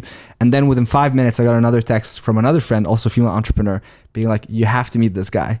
Turns out that Cliff, Like the ladies' man. Turns out that Cliff was having dinner with both of them. One of them goes to the bathroom, and then he sat with the other one. She goes, "You should really meet Ammar." Then the other one comes back from the bathroom and goes, "Demi, you know who he should meet? He should meet Ammar." So both had the same thought, like separately. Yeah. And then when both of them texted me that, I was like, okay, well we gotta meet this Cliff guy. And honestly, I don't think I ever told you this. I honestly thought it was too unbelievable the first time I met him that I'm like, is this another like Ellie guy who's just saying a bunch of things? Because he was so unbelievable. I was like, there's no way all these things, he's built like all these products in college and he's done all the things that he's saying that he does. Like he was just like, Yeah, usually I hear that, it's red flags. Yeah, like yeah. every time someone goes off about that, Dude, I'm like, it's big time, Yeah, yeah, big time. So yeah, for right. me, I was like, well, I guess. And then I don't know what ended up happening. I think what made you decide that it was not? I think I started hearing about you from other people, and then having a lot of these things be confirmed. And I also started following the trajectory of Speechify, like of all these things that you're saying that seemed so out of your league at the time. Yeah. I was just like, holy, bit by bit, month by month, I'm seeing him like get to these things that he said that he wanted to get to. And we end up reconnecting when he came back to LA. We just like ever since became very, very close and very invested in what each other are doing. I think out of all the people that I've ever met in my life, there's no one that has like shown such a deep understanding of what is it that we're trying to do with the S theory more than Cliff. And I think in the same way with what he's building, as as someone who's needed the tool that he's building more than anyone growing up, having a learning disability and having a really hard time just dealing with academics and reading in college. To me, it was like I was also very invested in what he's building. So maybe I'll let him. So you I'll let him invested in Cliff's? I did invest. Yeah, Okay. I did. All right, let's I hear did. the It was pitch. big. Let's hear it. My biggest investment and proudest one. Yeah. I was just like, Over 100K? no, I wish he could. I wish he. You know what? yeah. I swear I would do it if he let me. Right. I was like, You didn't want that big I- investment? There's a few people that have Alright. gotten very mad at me for not letting them invest. Well, I want to invest. no, let's hear the pitch. Let's All hear right, it. live. I'll, pitch. I'll give you the background. Speechify. Do I speak to you or do I speak to you, or which direction do you want me to push? wherever you want. All Yeah, right, great. just- So my story is yeah. pretty straightforward. I grew up in Israel and I moved to the US when I was 13. And I'm super dyslexic and I have ADD. So it's very hard for me to learn to read. Like first, second, third, fourth grade, like I sucked at school. And I have 4 younger siblings who are brilliant. So I was just like twiddling my thumbs, not able to spell my name. And my brother is like building websites and making iPhone apps. And my sister like speaks 7 languages. And I'm just like, eh. But I had an idea of the person that I wanted to be. And that person, one of the things they should be able to do is read. So I would practice reading. And I would always fall asleep in the book. So then my dad started reading books to me. And the first book he read to me was Harry Potter. And I loved it so much, he recorded himself in a cassette tape and I'd walk around the house listening. And then we moved to LA when I was 13. And I found an audiobook set of Harry Potter in English. And I listened to that 22 times in a row. To this day, I have the first chapter memorized. Sadly, I lost the British accent. But it made me fall in love with audiobooks. So I listened to 2 books a week every week for the last 16 years. And when I got to college, I went to Brown, I studied renewable energy engineering. I ended up building this app that let me take pictures of physical books and it would read them. And I could upload a PDF and it would read. I could open a website, it would read. And I built everything from 3D printed skateboard brakes to payments companies and apps and websites. And at the end, I really wanted to do my own thing. I didn't want to take a job. I had 1 internship and I hated it. So I convinced 2 of my professors to let me stay as a visiting scholar at Brown. Basically, I didn't pay tuition, didn't do homework, lived on campus, ate on meal plan, and I just built stuff and guest taught classes. And my philosophy is you want to be the person that you needed most when you were young. And when I was young, the thing I needed was someone to read my books to me. And around that time, there's a subcategory of algorithms called deep learning. And they're really good at optical character recognition and text-to-speech and translation and parsing. And I tied them all into this hack that I built for myself. And it got really popular at Brown. And then it built this cult following of people like me who had dyslexia and ADD and low vision and concussions and autism and second language learners. And then it got really popular with normal people. So now most of the users are professionals or people in school who use it because they can listen and understand better when they listen compared to when they read, or they can listen faster than they can read, or they do other things at the same time. And so then we built the iPhone app for it, and then we built the Chrome. How does it work? How does it work? So for the Chrome extension, you can open a website and a little play button appears. So for example, if you're reading about Robinhood and GameStop, you're like, damn, this is a long SEC document. Play. And it just starts to play. And I read every contract I read, and I listen at 700 words per minute. which is 3.5 times faster. It's nuts when you walk into a room. Can I hear 700 words a minute? Yeah. Oh my god! Because Oh, I this listen is- to all my YouTube videos 2 times speed, and for me, sometimes that's like not fast enough. Why did that one? Hold on. Is it 2 times speed? I do audiobooks at 2.75. Wow. Yeah. He's a super baller. user here. Yeah. Yeah. That's crazy. We need to get you on the train. No, I mean, I was telling you, like, I would walk into a room where he's listening to something, and I have no idea what he's listening, and then I'm like, "There's no way you just understood what was just said," and he would be like, "Oh yeah, this is what happened," and he would be listening to like a news article, and then he would tell me what happened in the news. I'm like, you can understand that, but the trick is just like you're training yourself, you're increasing your capacity bit by bit to like listen faster and faster, and that was All right, let's Yeah. hear it. So I listen. Accidents, the teaching of writing has gotten mixed together with the study of literature, and so all over the country students are writing not about how a baseball team with a small budget might compete with the Yankees, or the role of colour in fashion, or what constitutes a good dessert, but about symbolism and Dickens, with the result that writing is made to seem boring and pointless. Who cares about symbolism and Dickens? Dickens himself would be more interested in an essay about colour or baseball. How did things get this way? Chance of that you have to go back almost 1,000 years. Around 1,100. Europe last began to catch its breath after centuries of chaos, and once they had the luxury of curiosity, they rediscovered what we call the classics. Is that like 3x? Like what? Because I only know in like YouTube 3x. 3x. 3x. wow. What is the normal reading speed for a normal human being? So the normal person, when they read on a digital screen, will read at 180 words per minute. And if you read in a physical book, it'll be 200 words per minute. And most people who use Speechify off the bat are listening at about 240 words per minute, because most people like listen a little bit faster than they read. And if you practice, you can start listening really fast, like you do, 2.75x in Audible. So when I learned English, like I didn't speak English when I was 13. So I would listen to Harry Potter at 0.75x speed. And then little by little, I increased the speed. And the key is that I started using it for everything. And Speechify has an automatic speed ramping algorithm inside of it. So every 1,000 words, it'll boost you by a little bit. And actually, we're now adding the ability to increase YouTube videos beyond 2x, and you can increase them by like 0.05x increments with a keyboard shortcut. So you can train it. And so when I listen, most of the time, right, I went and quiet Speechify. I used to If go you to get texts, do they just read off like that? no, not yet. Honey, we're that'd be building. a little dinner is dangerous, ready. huh? Please come home. It's 9 p.m. It's past your curfew. Please come. Thank you. Love, mom. Yeah. Yeah. What used to happen is I used to sneak into conferences for kids with dyslexia, and when the keynote speaker would finish speaking, I'd jump on the stage and I'd plug in my computer and I'd demo. And then like principals would offer to fly me out to the school to teach the kids how to use Speechify. And I'd come in and kids would listen at 240. And I'd come in a couple of months later and the kids are now listening at like 350, 400. And I'd come a couple of months later and they're now listening at 600, 700.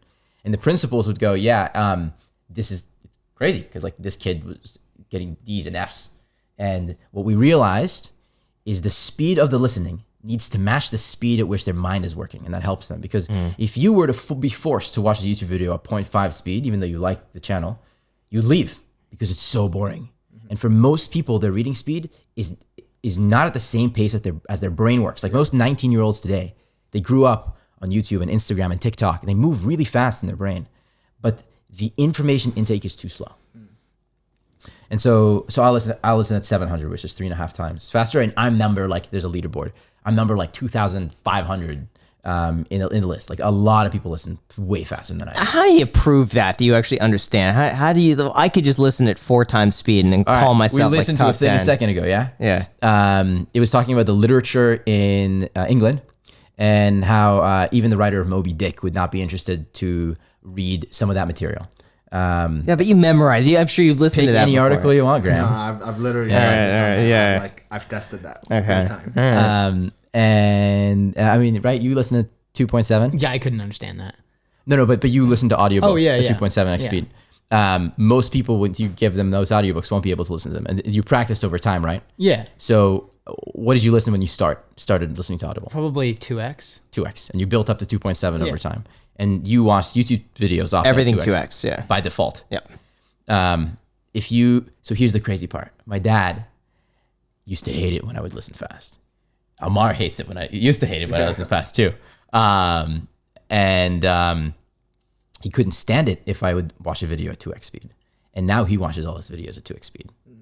He's 60 years old and he uses Speechify for everything now. Okay. And it's just a matter of practice. So, Roger Bannister ran the 4-minute mile and then everybody ran a 4-minute mile that year. It's just the type of thing where like you start at first grade, and you're supposed to take like 10 years to become a fast reader with high comprehension. And we've been reading for thousands of years, but we've been listening for millions of years.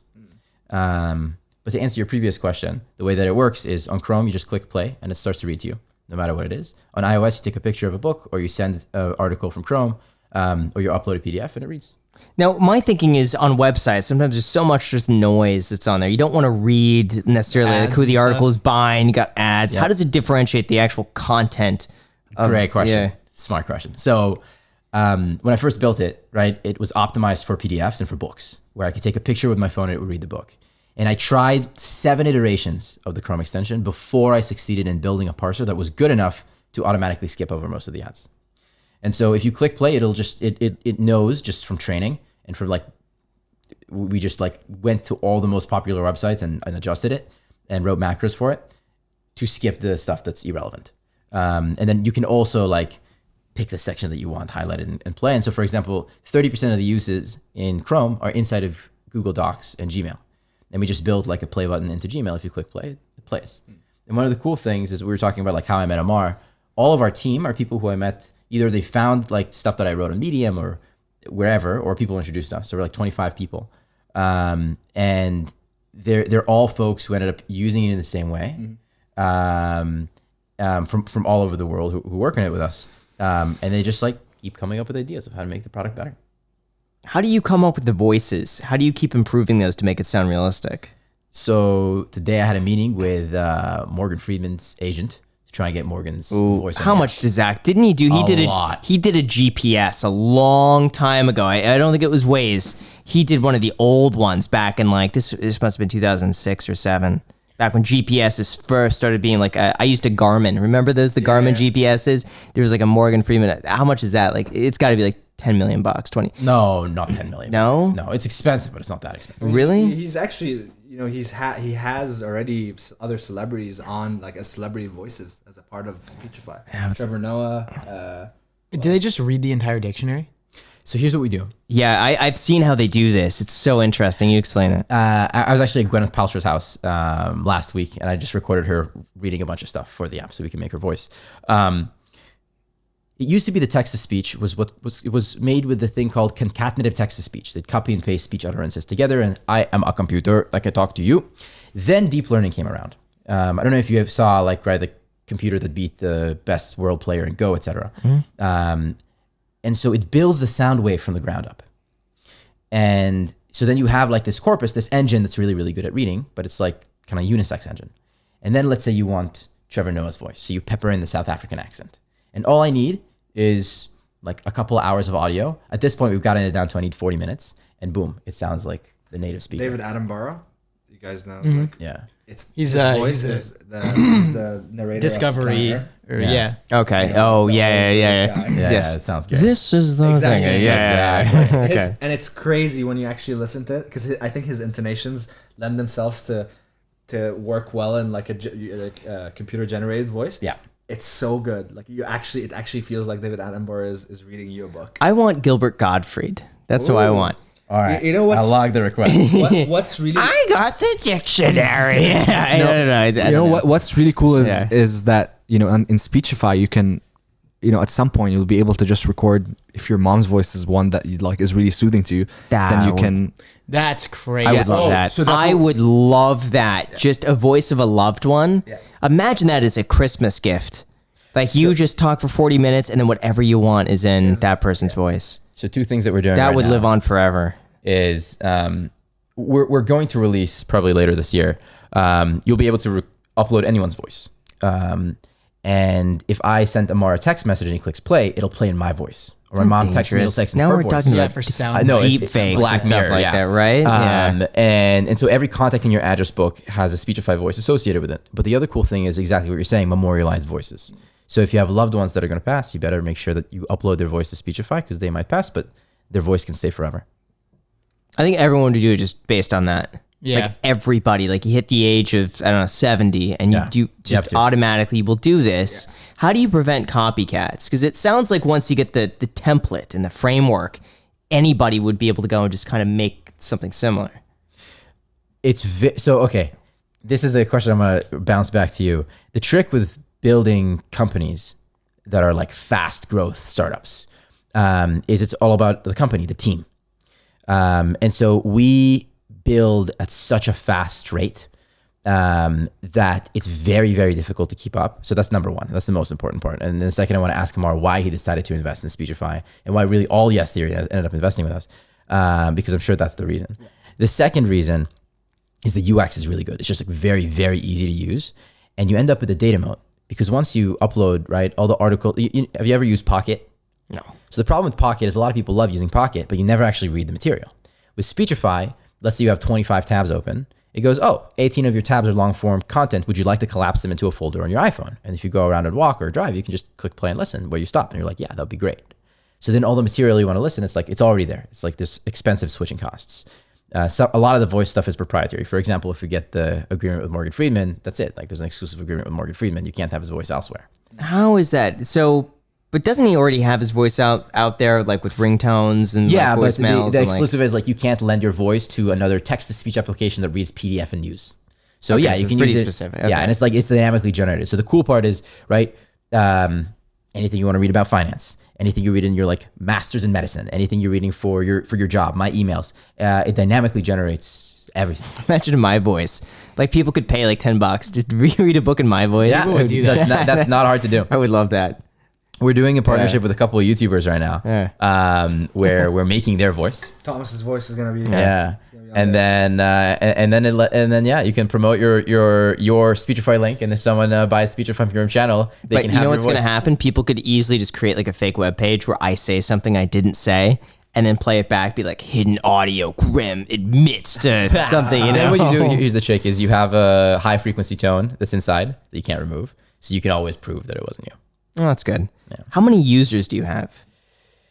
Many millions. So Speechify has been like the number one app in the magazine and newspapers category on Apple for the last like 10 months, above the New York Times and Wall Street Journal. So it started with like very few, and then it just grew a lot. And why the investment? With this guy? Yeah, just in general. Because I love him and I want him to succeed as we continue to grow. And he also is one of the best product thinkers I know.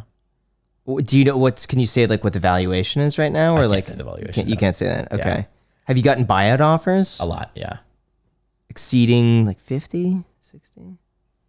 A lot. Like most companies that you can think of. So like, right, among our investors, the founder of Robinhood, Vlad. Yeah. Charles Schwab, Gary Cohen, the founders of Grammarly, of Audible, who else? Brex, Plaid, most really fast growing startups. And for the most part, what we've done is like we try to dodge like the bigger VCs and take money from like founders who've built stuff, because there are the people who are actually super useful because they can like give you the advice that's valuable. And I don't know even if you're good with me saying that it's not a cheap product. No, it's not. It's $140 and you pay it. Right, 140, and you pay it right away, like after a week of using it. So for him to have millions of users that actually made the financial decision to pay $140, that means something. And wow, so it's free to download, free to use for a week, and then it's $140 to try it out. Subscription service? It's a subscription service. You pay after the 12 months. So just to be clear, there's many millions who are free users. Oh, I see. And then there's a lot who are also paying users. And the difference is in the quality of the voices. So you can have voices that are lower quality, and then you can have really nice voices. Do you put your voice on there? No. You got a pretty nice voice. Thank you very much. Later. If you have an audience that likes your voice, all I need is like an hour of your audio, and then I can put your voice on Speechify. And then if anybody comes from your links and buys Speechify, then you get a cut of the fee. Yo. People say I have an annoying voice. I get caught. I hate your voice, Graham. Your voice is horrible. But some people like your voice.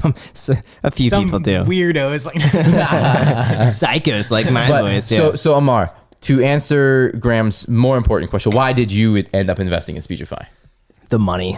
No, I mean, because it was truly the product that I would have wanted to use the most. It was the product that I wanted to build the most. That in 2015, I found a piece of paper that I actually sent him a photo of when I was doing brainstorming on my tech startup building at the time. And it was like one random night where I just wrote on the side of like, basically like the idea for not Speechify, but something very, very similar. Like I want something to achieve the same functionality, because I couldn't think of a product that I would use more, given that I'm also dyslexic, very ADHD, always had a hard time just like focusing and reading and consuming knowledge in that way. And it's prevented me from, I mean, now like I use Audible to listen to books, but anything that doesn't have a real human listening to it, that's kind of, it rules it out from the things that I would read or not.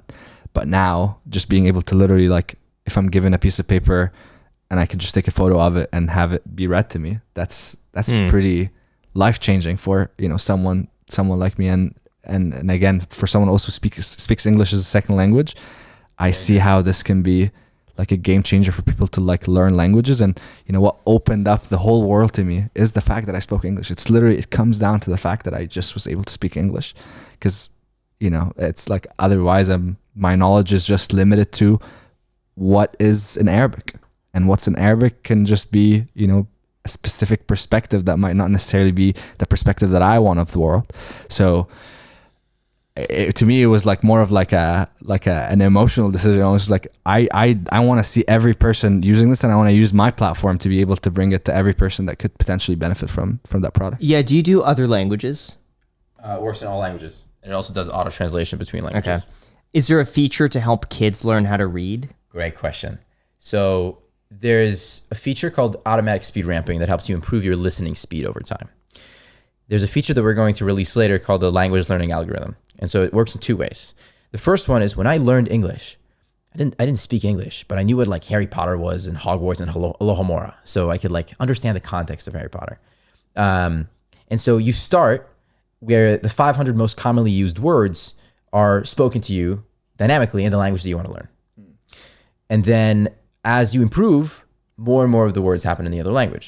So let's say I want to read Portuguese. And if I get to a certain level, I could just take things that are in Portuguese and listen to them, but the really difficult vocab words are dynamically read in English. And as I improve, it just increases the difficulty rate. And it's across everything you want to consume. You know what would make a ton of money, man? Is something where you could take a picture and it translates it to your language. Like, It was already, yeah. really? That's Okay, that's what I would Doesn't love. Google Translate do that? With pictures? Yeah. Really? But they didn't do know it in that. a way Yeah. where like you can take a picture of a sign, it'll read the sign. Right. With Speechify, you could just like, I've done this in the past. I'll take a book in Japanese, I'll scan the first chapter, and then I'll say translate to English, and then it just reads the book in English. And the thing about the way Speechify converts text to speech is that at some point, this deep machine learning is going to be able to take an article that's maybe written for college level reading, and it can give it back to you in like 10th grade, because That's cool. it's I like literally, that. it has synthesized everything and it understands exactly what the article is trying to say, that it can give it to you. And then that's also like, I see that being such a game changer for people who are learning learning new languages. Yeah. Just the overarching computer science behind it is like, people think about AI as like take over the world. Like, that's not what's going to happen in the next like 10 years. The way that AI is really interesting is AI is just computer that teaches itself, and it's a system for learning. And what's really interesting today is narrow AI, the application in AI in narrow fields. For example, the optical character recognition of taking a picture of this can and have it turn into digital text. The data building of the sound wave so it can speak. The ability to dynamically do natural language processing to summarize something in a way where I can rewrite the sentences from scratch. So it's a 100-page article turns into a 5-page document that's like accurately summarized. And that's a lot of the stuff that we do internally. What's your end goal with it? Are you going to sell it off? No. Dude, That means there's no exit, man. we've had so many An exit, SPAC Ammar, offers yeah. at this point. Okay. So the great thing about Speechify is, number one, like when I graduated college, I could have gone and like just chilled on a beach somewhere because I had like the kind of news companies. But the goal was, if I was a billionaire right now, what would I want to do with my life? And my answer was, I want to solve dyslexia. And I got very, very lucky that Schwab saw a video of Speechify early and sent me a message, and we ended up meeting, and he ended up being one of the first investors. And if I was a billionaire, what I would want to do is go work on that. So it doesn't matter who you are, where you are. I want to make sure that reading is never a barrier for learning to anyone. And the thing that really strikes me as odd, so for example, India is our 4th fastest growing country right now. And Africa as a continent also grows really, really fast. So I just had a call with a woman from Zambia, and she's doing grad school in nursing. And she like reads decent, but like not fast enough to be able to have an easy time doing a master's in nursing. So she uses Speechify for everything. And so it started off as an accessibility tool, then it turned into a productivity tool, and now it's becoming a literacy tool. And so my goal is I should be able to go into any office, any school, and say, hi, my name is Cliff. I have dyslexia and ADD. Anyone here has this here too? Cool. Anyone heard about Speechify? Sweet. Who uses Speechify? And all the hands should stay up. But the long-term vision is not just having this like utility that's a great consumer subscription. It's you get to the point where people are consuming trillions of words per week on your platform, and you're able to start building an audio profile to recommend to people based on their completion rate, not the clicking of the title, the things that are most relevant to them. Because the world was desktop first, and then it moved to mobile first. So you would create like a YouTube algorithm where it's like, oh, you like reading investing articles. Well, let me suggest these other investing articles. That's right. You know, it would And make it a can lot of level money. to you. I just think of everything that would make money. Get this really quick. Yeah. Throw in an ad right in the middle of it, like right at the peak Right. interest. You And then can't it's do like, anything. by the way, go and use Webull where you could get 4 free stocks down below in the description. Click the link, and like a link comes up on the app, and you click the link, you get your 4 free stocks down below in the description when you deposit $100 on the platform. Well done. Well played. Well played. Whoops. Yeah. What was I gonna say? The biggest thing is that how do you consume Yeah. the world? It's either through your YouTube browser, and Reddit. Yeah. YouTube and Reddit. Exactly. Yeah. Listening at this point and watching. Listen, YouTube, Reddit, reading. Yep. but like in terms of your access to the internet, you're accessing that either through apps that are trying to get you to stay on YouTube, on, yeah. on these Right, on your device. on your device for as long as possible, so that you can continue consuming the world through them. Yeah. Or your browser, because it's how you go onto any website. Imagine the point where you're able to consume just the whole internet by listening.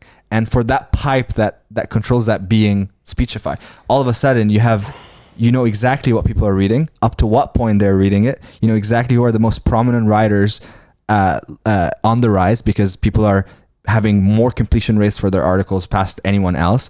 Like all of a sudden you're just able to identify so much about what people are genuinely interested in, because reading is such a specific, meticulous task. It's not just like you can't just passively, you can't passively read, but it's different than passively watching something or like scrolling through it. But oddly enough, for reading and stuff like that, I guess for me, it's more so Spotify, or I'll listen to a podcast, and that'll be like my version of reading and just listen to it. So yours is basically just doing that, but taking the text that's already up there. Yeah. And just, So for me, I love books. Hate reading, but love books because they're really dense sources of information. But there's books that I can't, they don't have an audiobook, right? Or a Wikipedia article, or a long Reddit thread. And there's like so much good text that exists on the internet. Like I want to read. I remember when I was young, I wanted to know how planes fly. And I would go to the Wikipedia article and read the first sentence. I get a little bit bored. Second sentence, I'd quit. But now like I walk around and I listen to it. Yeah. And so if you are an auditory learner and you use Audible, or you use podcasts, or you use YouTube, and you're assigned a textbook for school, it makes it just easy to consume. Same thing for any other source of medium. So it's not to replace them, but it's to allow you to add text as do you well. worry about, let's say I write this really amazing article and it's mine, but Yes. then I'm pissed that like, wait a second, everyone's consuming it through your app and you're making money from my thing and people aren't going to my website on that. You ever concerned about that?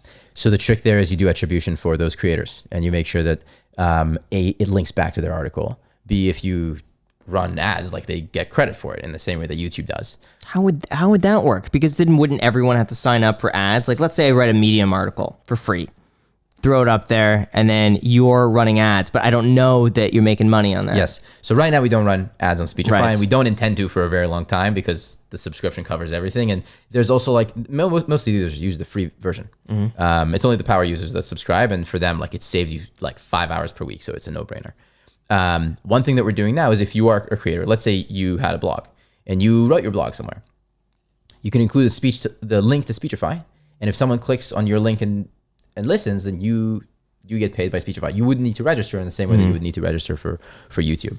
But yeah, like the way of protecting content is really important. So right now within Speechify, there is no way for you to discover content inside of the app. Anything that you read, you need to find somewhere else, right? So you take that book and you scan it. You go to your website and you click read inside your browser. 50% of the time, people have the phone open when they're listening. So they look and listen at the same time, which increases retention and comprehension. But you can then also take a walk if you want. Later, we'll need to cross the bridge that you're describing. Cool. that's I like the it. high level. Thanks for the pitch. I got appreciate it. Well, Shark Tank I'll- round 1. I'm gonna use it. Yeah. I like it. I'll throw in 10 grand today, but $5 million valuation today. Cash. There you go. You making money? Did your valuation go up? I'll your valuation just I'll go flip up it on you. now? I'll pay you 10K, and you promote Speechify, and we'll give you a cut of the number of people who download it. Could that be a welcome What our about video the- yeah, sponsor yeah. today? This video is sponsored by Speechify. We'll All right, link everything down in the description. We'll take your 10 grand on that. Well, right, let's do it. guys. Download I wasn't just a guest. I brought the sponsorship as well. Thank you guys so much. I really appreciate this. This has been it's so much fun. Just being able to chat and talk. It's just a trip. It's a nice. trip meeting. Yeah. Like I keep looking over and like I can't believe it. Seriously, Oh, man, thank because I you. remember watching you guys like now 6 years ago. Wow. Yeah. So it's wild. Thank you so much. Yeah. What an honor. Thank Crazy. you. And I definitely thank you for the advice, and I hope to stay in contact and just like continue consulting with you on Yeah. you know how I can live a financially healthier life, and I think I was just talking to Matt about this. It's very much within our interest to have the topic of like discomfort in finance be one that we discuss more in 2021. So I hope that we find Yeah. ways to collaborate. And Whatever you need, like you Amazing. could just shoot me a text. Perfect. I don't care anytime. perfect. Yeah, Thank whatever you. I can help with. Amazing. Cool. Cliff, Thank you, amazing, guys. good pitch. Thank you. Yeah, appreciate it. Cool. So with that said, you guys, thank you so much for watching. Really appreciate it. We'll link to all the information down below in the description. Oh, you got to say to like the video. You have to say like, guys, please Destroy the like button. Destroy the like button for the YouTube algorithm. All right, guys, please destroy the like button so that the algorithm can recommend this video. Make sure you leave a comment. Let us know what really stuck out to you in this episode, and we'll see you for the 40th episode. Not me, but these guys. Yeah, right after you get your 4 free stocks. 4 free stocks for the 40th episode down below in the description. It's totally free. It's like basically free money. So if you want free money, you may as well just go and do that. Bam. So thanks, guys. Until next time. Cheers. Okay, just say welcome back to the 38th ever episode of the Iced Coffee Hour. Okay. My name is Ammar, and so far we have made, and then just say the amount of money, which I'll pull up right here, that we have made so far Okay. on the podcast. 36,454. Okay. Got it? So, what's up, everybody? I'm Ammar from Yes Theory, Yeah. and we are on the 39th episode ever. Of the Iced Coffee Hour. What is it? Happy Iced Coffee Hour. Iced Coffee Hour. Yeah. Okay. You Got can it? just, you can just wing it. So far, Just- the just wing podcast it, has yeah. made 36,454. Yeah, and then Yeah. say the. Yeah. Yeah. Cool. Into which one? Probably the silver, right? That big one right there, that's just on you. So that's Okay. your angle.